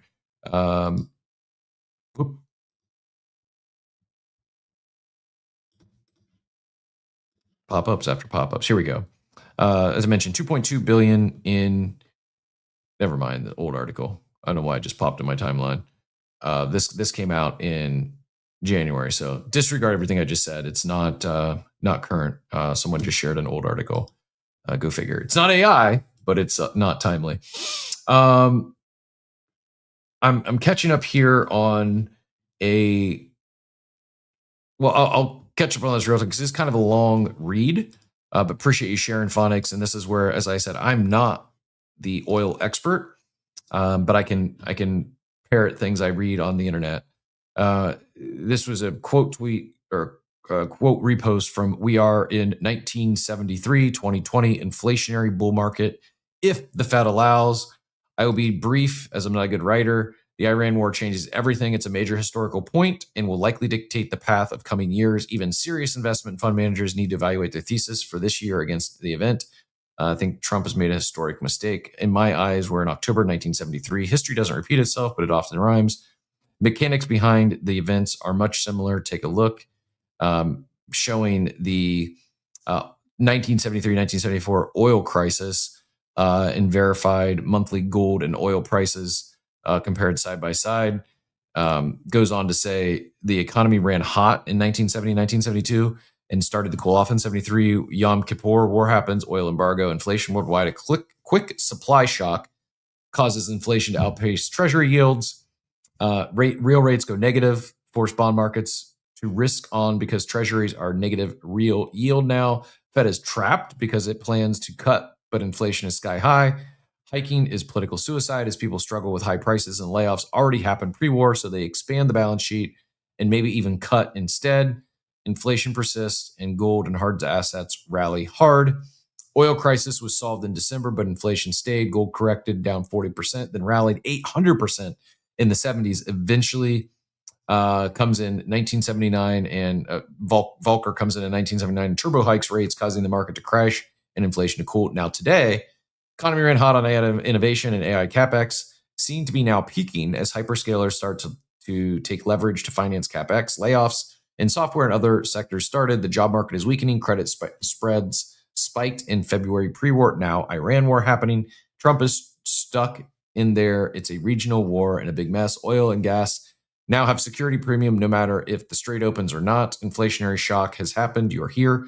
The Fed is trapped and politically likely can't do what's economically sound, hike rates to curb inflation shock. This would destroy the already weakening economy and hurt the consumer even more. Politically, U.S. government already announced subsidies for gasoline, so public sector money flows in the private sector. 3 out of 4 scenarios are bullish risk. 2021-20 repeat is on the cards if the Fed does these steps. This would be bullish. All assets. Now Bitcoin is a dark horse because has never been fully tested in a regime we're heading into, but would assume it also runs high because of negative real rates dictate the whole path of the market, and Bitcoin is negatively correlated to them. He goes on and says there's 3 main scenarios in the view. Trump wins and Iran falls quickly. Situation normalizes and 1973 is off the cards for now. If inflation falls, 2 is a question and the economy cool off still there. 2 is Trump strikes a deal and pulls out. This requires strong character from him as it would look like he's a loser, and likely Trump narcissism and loss aversion pushes him to double down. This communication so far indicates this. And then 3, the scenario above, I think it's most likely. It's also most likely that the Fed will wait, as always, and government support the economy with liquidity injections. The result would hurt other economies the most. DXY would go up as other currencies devalue more and other markets sell off. Oil and natural gas would go up. Gold would go up. Bitcoin would go up as a dark horse. You get a repeat of the COVID bull run. Now, the path is a different question. I assume uncertainty into FOMC will be super high as the Fed can send or wreck the markets if they go, if Volcker or Burns. I think it'll be Burns, but the future will show the path. This, again, was quote tweeted by Swarmick, who says, if we take 5 wars during which oil prices skyrocketed, 4 of them took place in the Middle East. Historically, oil prices increases have acted as a tax on global economy. Almost every major wave of inflation over the past 50 years has been linked in one way or another to oil shocks. The oil shock in 73 revealed a new economic phenomenon for the first time, stagflation. This is a condition that still makes central banks nervous. When oil prices rise, everything else automatically becomes more expensive. Transportation, manufacturing, energy, food, living costs, rising production costs are the most dangerous type of inflation. Central banks have almost no control over it, and rising interest rates does little to help. Note that it is raising, not lowering. With rising inflation, the only available tool for containment is tightening policy. But there's an important factor. The duration of the war and the stability of oil prices, these 2 elements directly determine whether inflation will become sustainable. Every major spike in oil prices during conflicts has been accompanied by a jump in inflation. Read that again. Every major spike in oil prices during conflicts has been accompanied by a jump in inflation from 3% to 11%, then to almost 15%. This inflation was treated with the same method by rising interest rates. Paul Volcker had to raise the finance rates almost 20%. As a result, this is how the economy regained relative stability and in a few years brought inflation down to almost 15% back to about 3%. But what had to be gone through? A severe recession, falling markets, and bankruptcies. Volcker acted within the framework of the Milton Friedman's ideas. The concept is called monetarism. The essence is simple. The less money there is in the system, the lower the demand. The lower the demand, the less pressure on prices. According to Fed research, every $10 increase in oil adds about 20 basis points to inflation. According to the Fed research, every $10 increase in oil prices adds about 20 basis points to inflation. If oil stays above 110, inflation could rise to about 3.5%. But today's situation is much more complicated. In the 80s, back then, global debt was about 100% of the world GDP. It now exceeds 330%. The economy has become much more sensitive to interest rates. What could be done under Volcker today could break the financial system faster than it could stop inflation. The paradox of the current situation is that monetary policy continues to be eased amid rising oil prices. Inflation could accelerate again, but if we fight by tightening policy, it could trigger a financial crisis, which is already being talked about openly. CPI data will be released on Wednesday. That'll probably be a pretty big and impactful CPI print this week. The forecasts do not look encouraging. If the data turns out to be worse than expected, the market could experience a new round of chaos. If it is better than the forecast, the markets will simply get a little more time. It's important to understand how the markets interpret the data. They do not evaluate the figure itself. but how it will affect further monetary policy and interest rate cuts. If inflation turns out to be higher than expected, it will be a double trigger. The dollar will rise and pressure will be exerted on other markets. And let me remind you that separately, what stagflation is: rising unemployment. The latest data has already surprised the market. Unemployment stood at 4.4%, rise in inflation. Given the rise in oil prices and oil derivatives, inflation may indeed turn out to be higher than forecast. Economic slowdown, we're talking about GDP growth. In the last publication, the data jumped from 4.4 to 1.4. It's a huge gap in direct evidence of an economic slowdown. The Fed has long stopped calling recessions, and stagflation. No one will tell you directly, but the signs will be there. You wrote an excellent article, my friend. I'll pin this whole thing up top if you want to read it all for yourself. Phonics, appreciate you sharing. And I hope that was able to make a little more sense. And again, no one really knows, but I think the first person said, history may not repeat, but it rhymes. We've seen some of this stuff previously. We've seen oil shock. We've seen conflicts in the Middle East, and I think one of the big differences today is we do have Bitcoin. We do have another asset class that, for all intents and purposes, didn't exist during those other times, and maybe it's going to be interesting to see how it plays out for sure. Hopefully good for our bags. But I think the bigger takeaway is be safe out there. No one really knows which way we're heading. Volatility probably is a sure thing. If you are trading with leverage, use your take profits and stop losses, and don't put any money in you can't afford to lose, because with this sort of volatility, even what you may view as like a conservative, all my liquidation levels are low, pretty conservative. One wick, one way or another, could wipe you out. Dort, big flex here. Got gas yesterday, almost $26 to fill the Prius. Outrageous. Hopefully in 2 weeks when I need gas again, it'll be a little better. Funny guy. The Zonko's back to the art takes it. The KO, X Copy, and Gazer were both from the. Oh, that makes sense. Thanks for that. Yeah, so looking at that OpenSea, some of the trending, like the Gazers and the X Copy, why they were popping on trending when they don't normally, was they were from the Gondi exploit. Some of the biggest losses in that. So thanks for connecting that dot. That makes sense.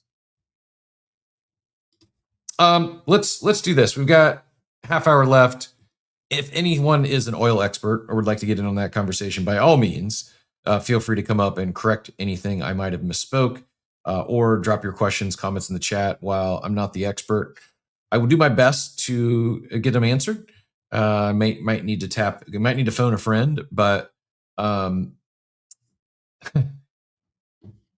random. But since we are talking collectibles earlier, a good opportunity. I don't get to talk about Seinfeld enough, so good opportunity to connect a couple dots here. Not another magazine, but rather a ticket sale. Whoever picked up this ticket on eBay tonight for $274, incredible piece. It's a ticket from the 3-game clip used on Seinfeld, the episode The Letter.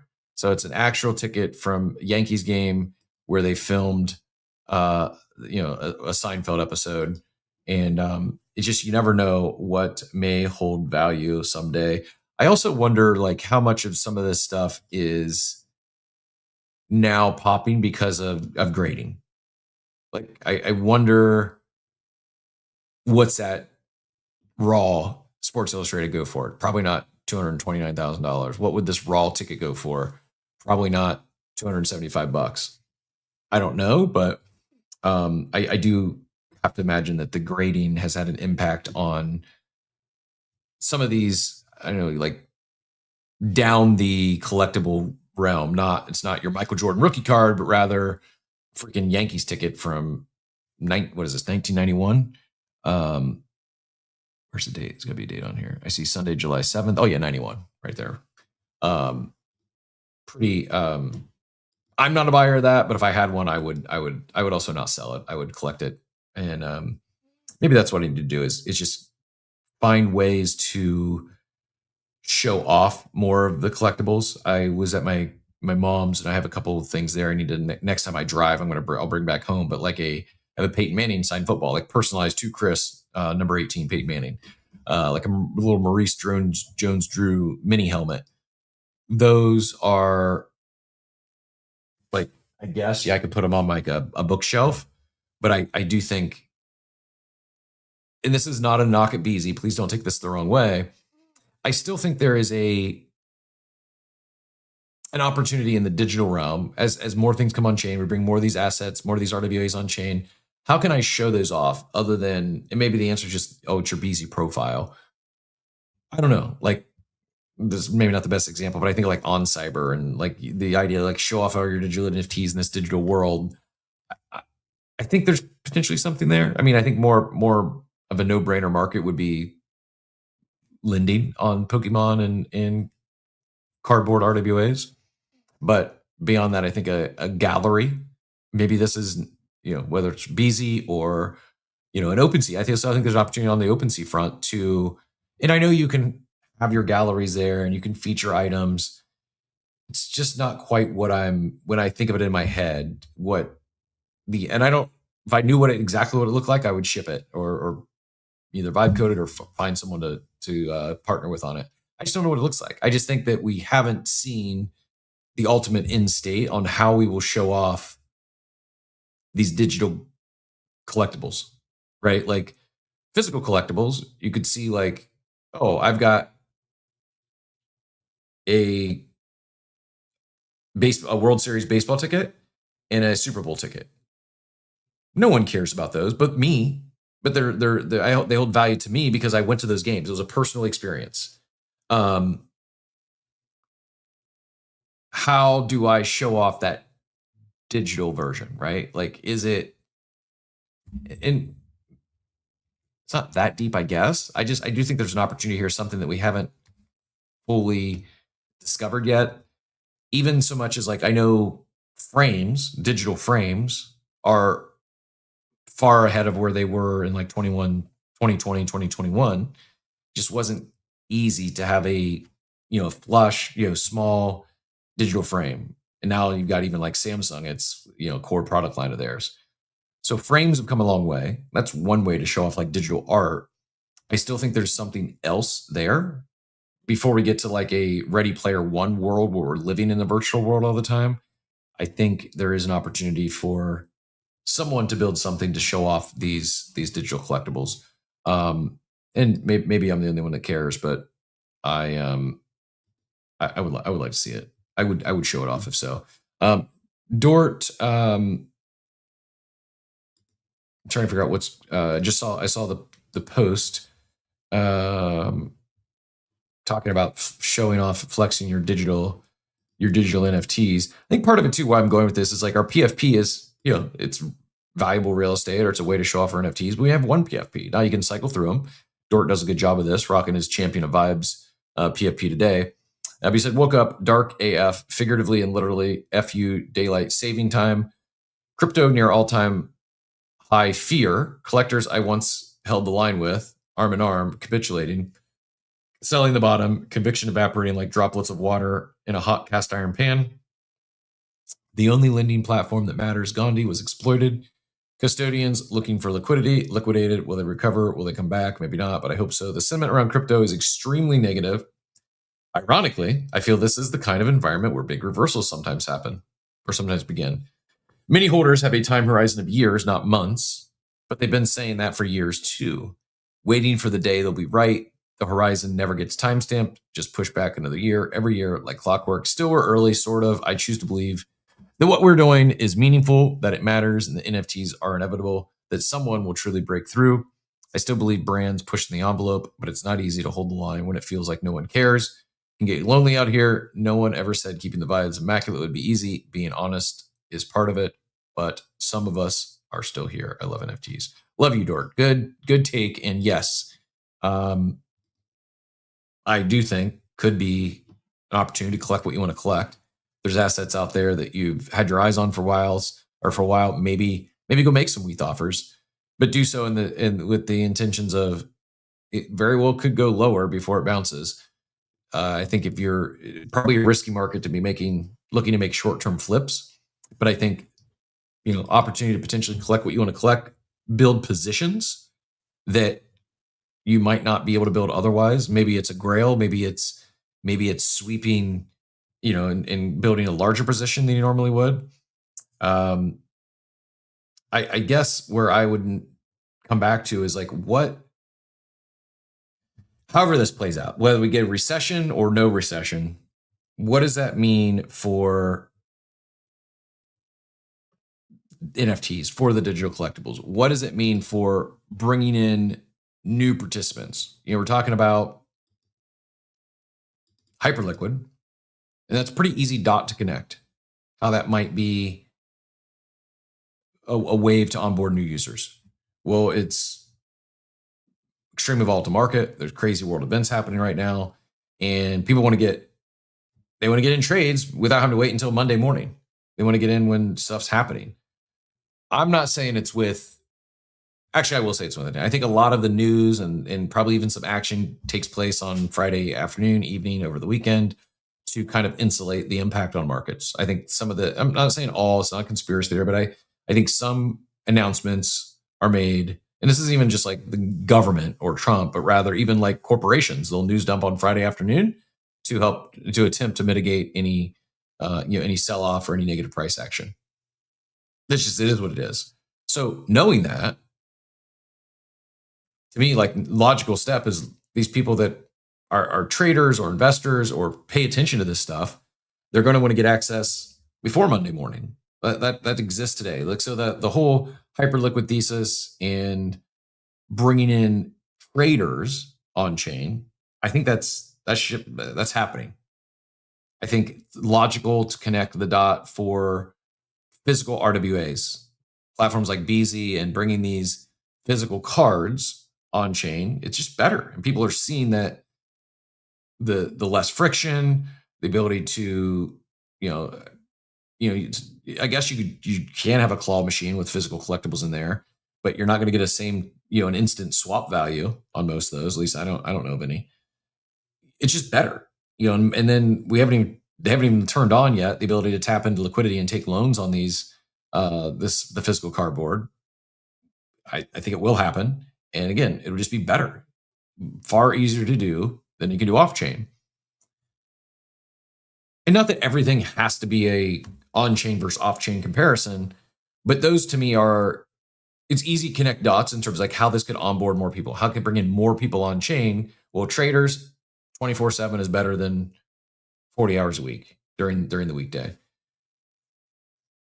With RWAs, there unlocks a lot that you can't do off chain. Forget the friction, the less friction, and just easier to buy and sell. Like, it allows you to tap into potential additional liquidity. It allows you to play more fun games with it. When I come back to PFP NFTs, I'm still a firm believer. I love the idea, the concept of these, the club element, the access, the Steve and friends were talking about the Fly Fish Club recently, Gary V's restaurant in New York City. Stuff that just makes sense. And by making that pass, that membership, an NFT, great for many reasons. One, who your customers are. Two, the holder has the ability to sell that, potentially take a loan out on that. Like, it makes it a more functional asset. When it comes to the PFP NFT, I wonder, what is it going to be if there is another big wave of new active participants, not just those of us are here and trading around and holding the line on collections we're passionate about. And maybe the answer is it's years, if not decades out. Pokemon celebrating its 30th anniversary did not have this success overnight. NFTs as a technology has been around for about a decade. The reality is the NFT PFP industry really, punks were earlier, but things kicked off in 21 with Bored Apes and the subsequent mania. So it's still very, very, very early on that front. Is it going to be something like Klanos, that team that has talked about gifting equity to those holders? Is it going to be, which by the way, I had it pulled up earlier when Cab was out there. I was going to share it. I'll go ahead and share it now.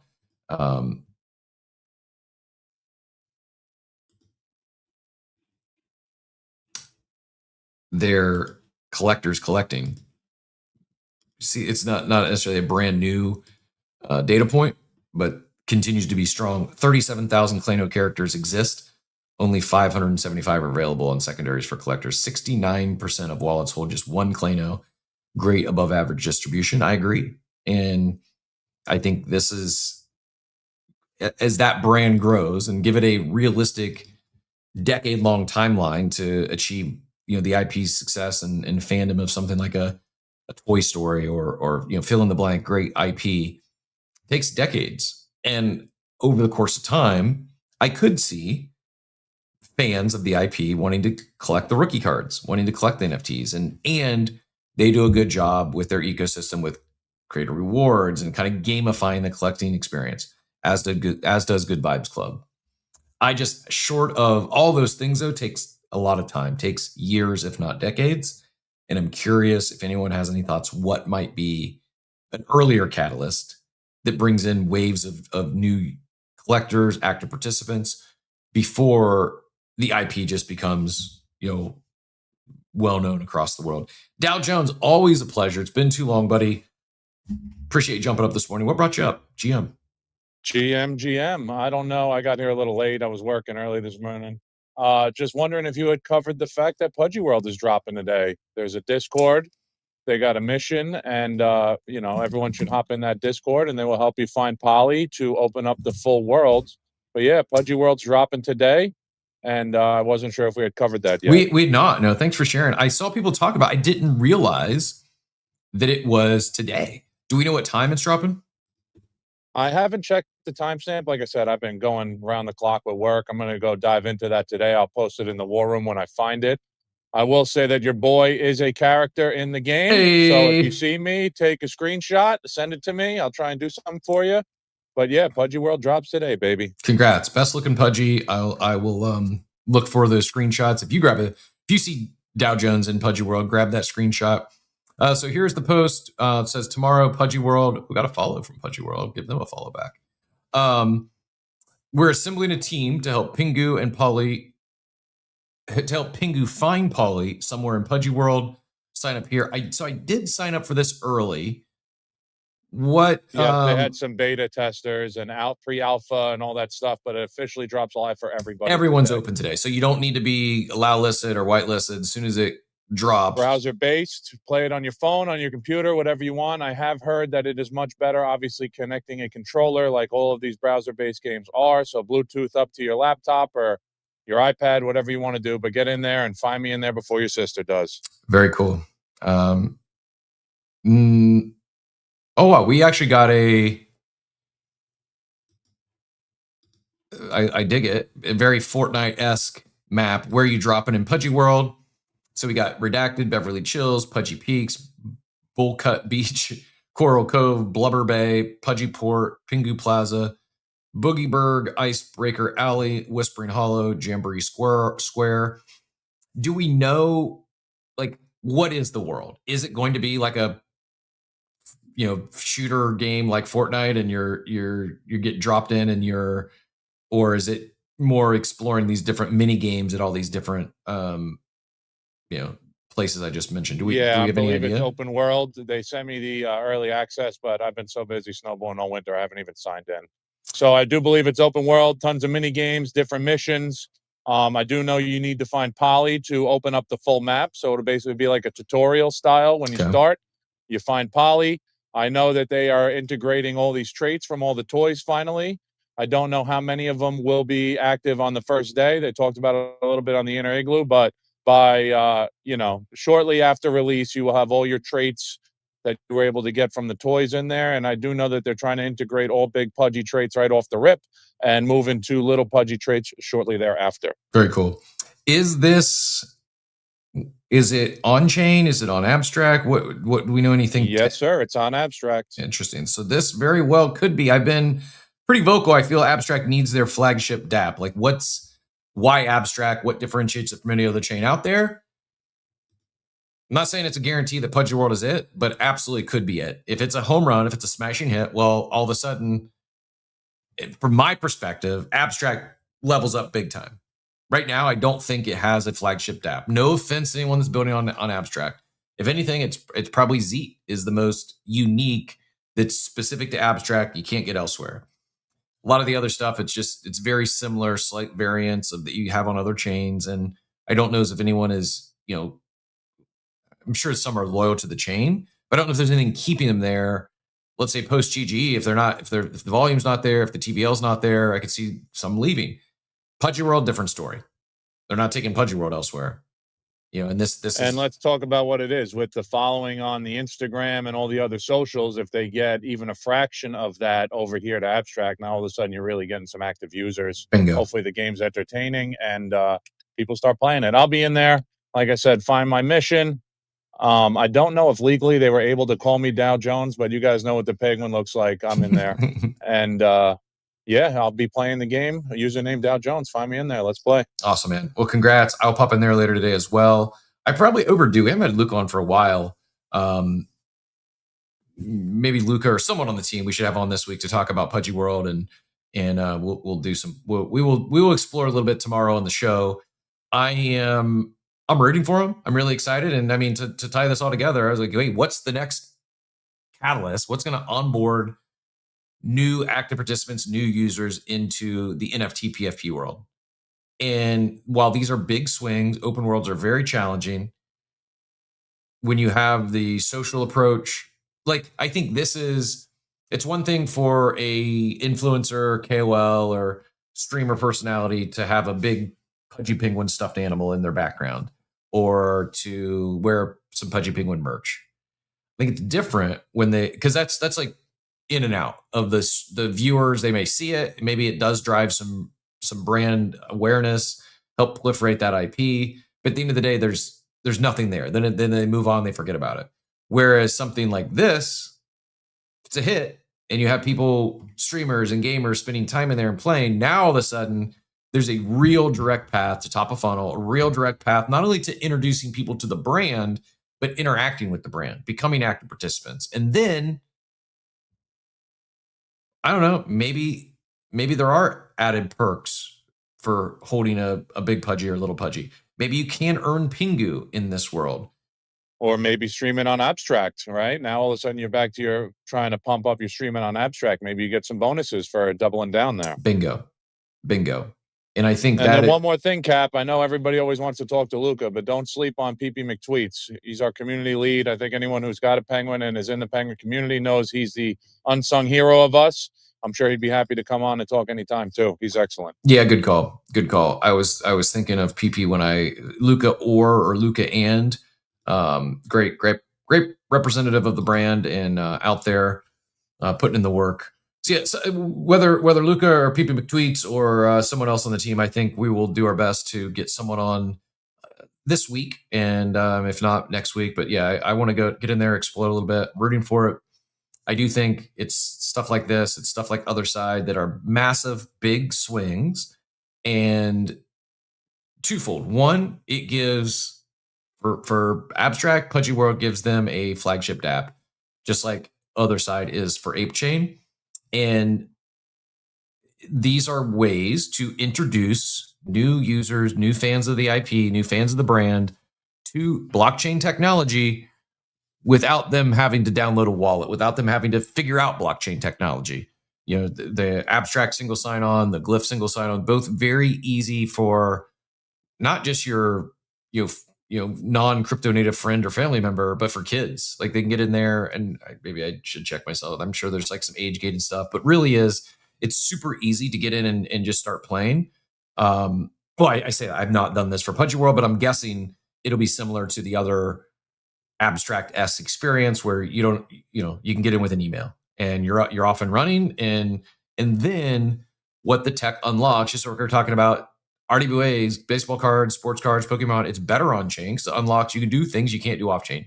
Same thing here. Like not every move, not every element of this needs to be on chain, but when you can, for instance, earn things like, again, assuming similar to, I'm guessing, I don't know, but I'm guessing like just how you can earn ape in other side, and you might be able to earn Pingu in Pudgy World. Even if not, just the ability to get your character featured, right? You think about how popular like things like Fortnite skins are, and people buy and collect to the point where they'll sell their original account. Imagine like, I don't know, like as your average Fortnite player, it's not like Fortnite's gonna make you part of the big season, the upcoming season. You might be able to buy, it's Star Wars. You can buy the Star Wars skin or the Spider-Man theme. Just the fact, like, I, as a fan of Dow Jones, it's cool to me to be able to go in there and see my friend's IP in a world like this. And that is, I think, one of the things that the masses really haven't connected the dots with when it comes to this blockchain technology, these NFT PFPs, and the corresponding avatars that come with them. I still think it's a big deal, and I'm rooting for Pudgies. I'm rooting for Pudgy World, for Other Side. It's a ways to go, but I do believe with how fast we're seeing AI develop, the tools are they're already far greater today than they were even a couple years ago. As that trend continues, I see this, and maybe it's a bad example because it's so far out there, but this Ready Player One-esque type world is really cool. And I think in that world, if it becomes a fraction of what we think of like Ready Player One, you're gonna want to own your assets. You're gonna like the ability to feature your assets in these worlds. Like that's really cool. It's like it'd be like starring in a movie alongside your favorite movie stars. Like it's just I want to see this win. I know a lot of dots have to be connected, and the tokenomics and economics of this stuff all has to work. Like it's got to be profitable at some point. They got to be making a little bit of money to keep the lights on. And I know that's much easier said than done. But I really do think there's something here that original idea of the metaverse or the open world and why it makes sense to have these assets on chain still holds. Like it's still very real. It's just very hard to execute. And, a lot of variables, a little bit of luck involved, whether it be timing or market conditions or whatnot. But we never get there if we don't have teams like Yuga and Igloo taking big swings. And congratulations to all, not just the team, but all the the diehard community members that have been really promoting Pudgy World for years now. Excited to see it come online, and looking forward to jumping in and exploring a little bit. Go ahead, Dow. Yeah, one last thing, and this is kind of a nod to the other side, in my opinion. And we're talking about our inner igloo meetings, our bi-weekly huddle meetings are going to start happening in Pudgy World. Apparently, there's a town square. They're working on expanding the proximity chat because obviously, we get 300 people all day, every day in there. So to have that proximity chat's got to get expanded a little bit. But apparently in 2 weeks, we just had an inner igloo yesterday, but in 2 weeks, inner igloos will also be held in Pudgy World. So you can get in there, hang out with your friends, and kind of bring that a little bit more to life. Awesome. Nope, good to know. And those inner igloos, I'm guessing, even though they'll be held in Pudgy World, still going to be gated. Like you have to hold a big Pudgy or a little Pudgy to participate? Or Pengu. Ooh. How much Pingu do you have to hold to participate in the current versions of the inner igloo?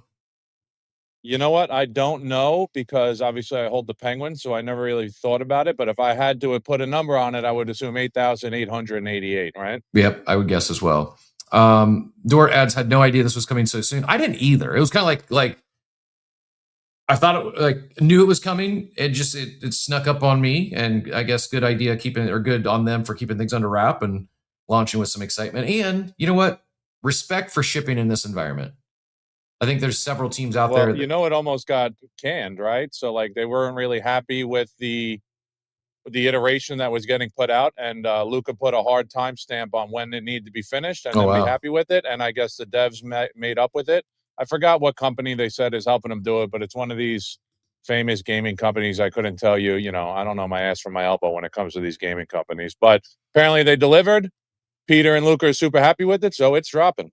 Wow. That is it's exciting, man. I'm pumped for yourself for being in there. I'm pumped for all the the Pudgy community, and again, respect for shipping during a market like this. A lot of teams would just defer or wait for better conditions, like build something you're proud of, get it out there in the wild. And I know I said this before when it came to like blockchain launches. I think this is a good time. Market, like down markets, depressed market. I think it's a good time to launch experiences like this.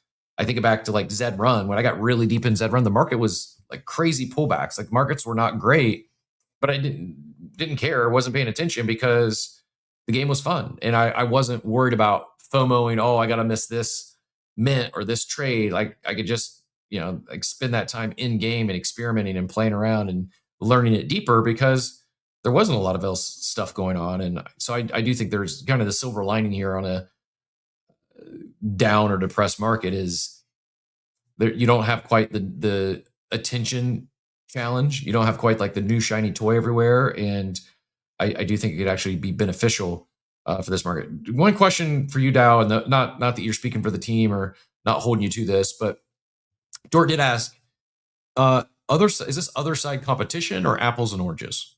How can you, I mean, just like to that question, do you think this is direct competition to other side, or is it an apples and oranges comparison?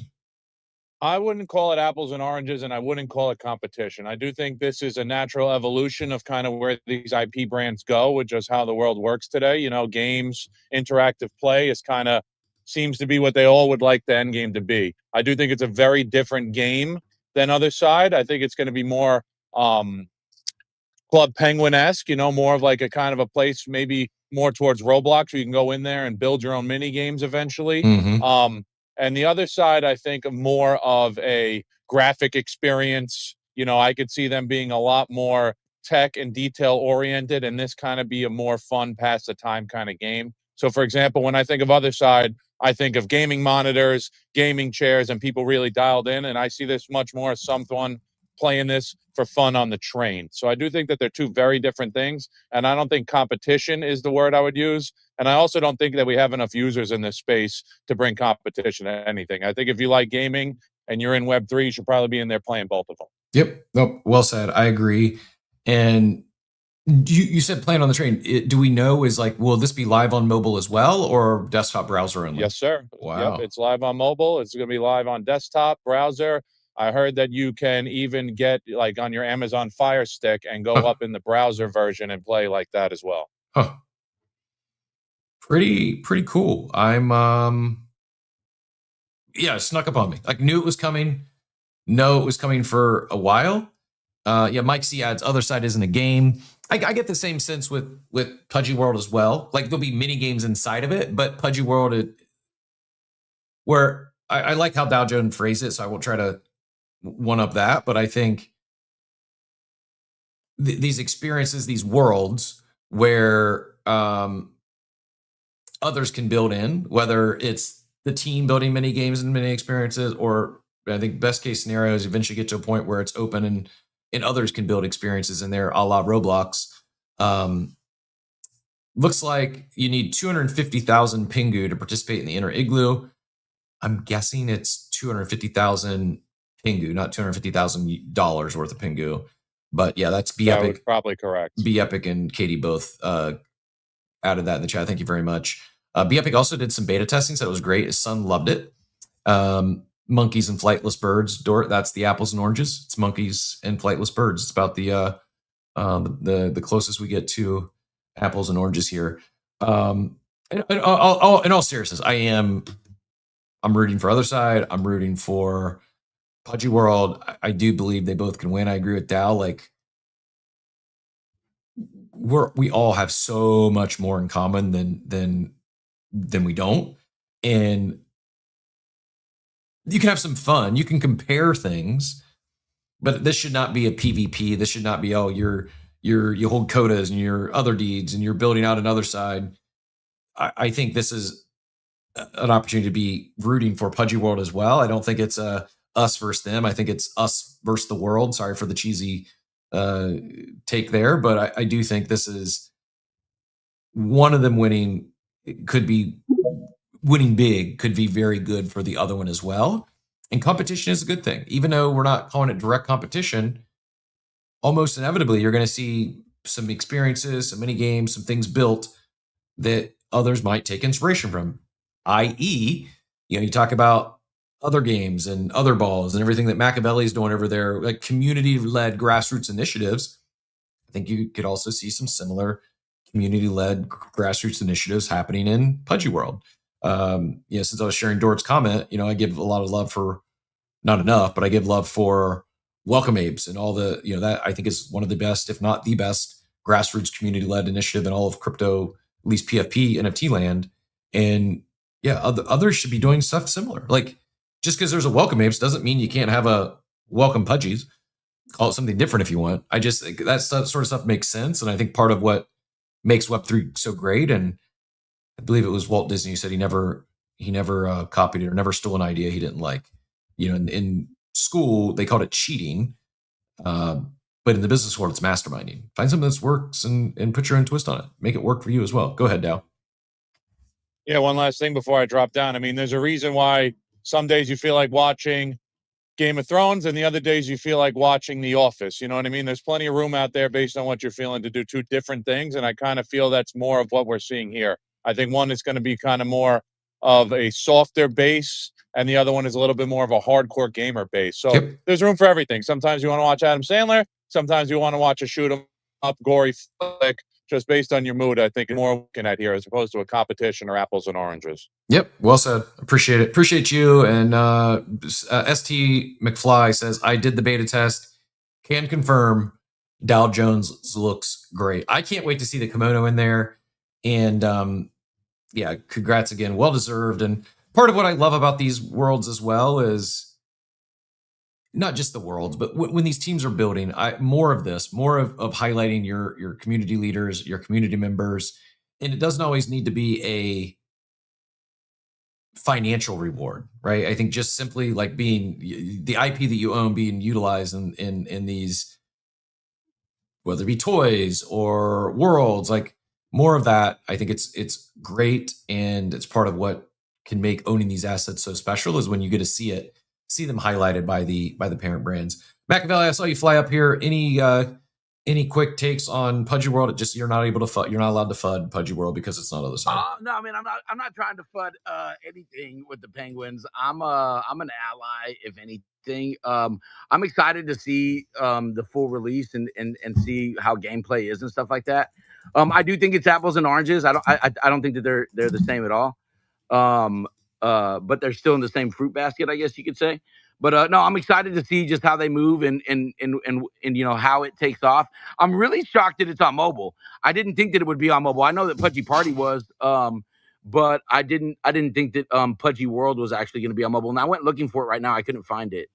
So I don't know if that's releasing on mobile later or if it's later, like maybe just today. Or it hasn't lost anywhere, or like the public launch hasn't happened yet. So I presume once. I did find it interesting that the team took otherside.io and it leads you to the Pudgy World lobby. I did think that was a little like scandalous. That definitely shows that there's competition there. They might be a little worried, but if you type in otherside.io, it leads you to Pudgy World lobby. So I just thought that was a little scandalous. The community had been talking about it the past few weeks. And stuff like that. I'm not gonna hate the player. Game respect game there. That's game respect game. Touche. And you get your domains secured. This is so I typed in otherside.io, took me to lobby.pudgyworld.com, and it looks like it's getting close. So congrats again to the huddle today. Also, speaking of the huddle, yes, Dort, it is welcome to the huddle. Welcome Pingu is the handle. They do have their own version of Welcome Apes. Really, really cool. And I'm doubling down. Welcome Apes is the best grassroots community-led initiative because not only is it doing wonders for the Board Ape Yacht Club and welcoming new members and getting people off on the good start there. You've seen others basically. This is truly an example of imitation is the highest form of flattery. Like I can't speak for Dort or all this all, but I think everyone involved in Welcome Apes would be proud and think it's pretty cool to see other brands like Pingu, like Pudgy's doing the same thing with their Welcome to the Huddle account, leaning in and doing. I don't know if they have a monthly meeting or not, but can see here just in the last day, welcoming some new members. And yeah, I absolutely love it. So respect to everyone out there. I have no idea who's on that Welcome to the Huddle team, but yeah, well done. And again, kudos to Dort and Law and Marav and everyone else that's involved in Welcome Apes. Pudgy World different from other side. Yeah, I agree, Diego. He said he tested it. They are pretty different. So yeah, excited to explore more. We'll be talking about it tomorrow morning for sure. And appreciate everyone who tuned in today. Stay safe out there. Markets are going to market. Volatility probably is the one certainty. Just make sure you're using your tools, your stop losses, your take profits, and don't put any money in you can't afford to lose. I'm not a financial advisor, certainly not your financial advisor. So hope you didn't join for that. I hope you joined just for some fun, some information, maybe a little bit of education along the way. And tomorrow we'll be talking a little bit about Pudgy World and getting in there after the world opens up. So if you get in there deep today and you find out any alpha or anything that's you find particularly cool, do plan to join us tomorrow. Either bring your comments in the chat or jump up on stage. I think Outer will be back with us tomorrow for Tuesday. A little under the weather last week, but she's sending her best to everyone. And yeah, Dora says, very proud of communities rising up and rolling out the red carpet for new members. Kudos to them. Yeah, kudos to everyone doing that. And Diego says, we can all grow here. It's not about PvP. Digital animal JPEGs took over the normies. Yes, sir. Well said, Diego. One of my favorites. You're all my favorite. Appreciate y'all being here. Happy. I'll get some rest tonight. I'll catch up on my sleep and be a little more crisp tomorrow. My voice should be able to make it through the entire show a little better. We won't get raspy cap tomorrow, but again, thank you all for being here. Greatly appreciate it. And as Steve would say, hope you all have a wonderful, wonderful day, everyone.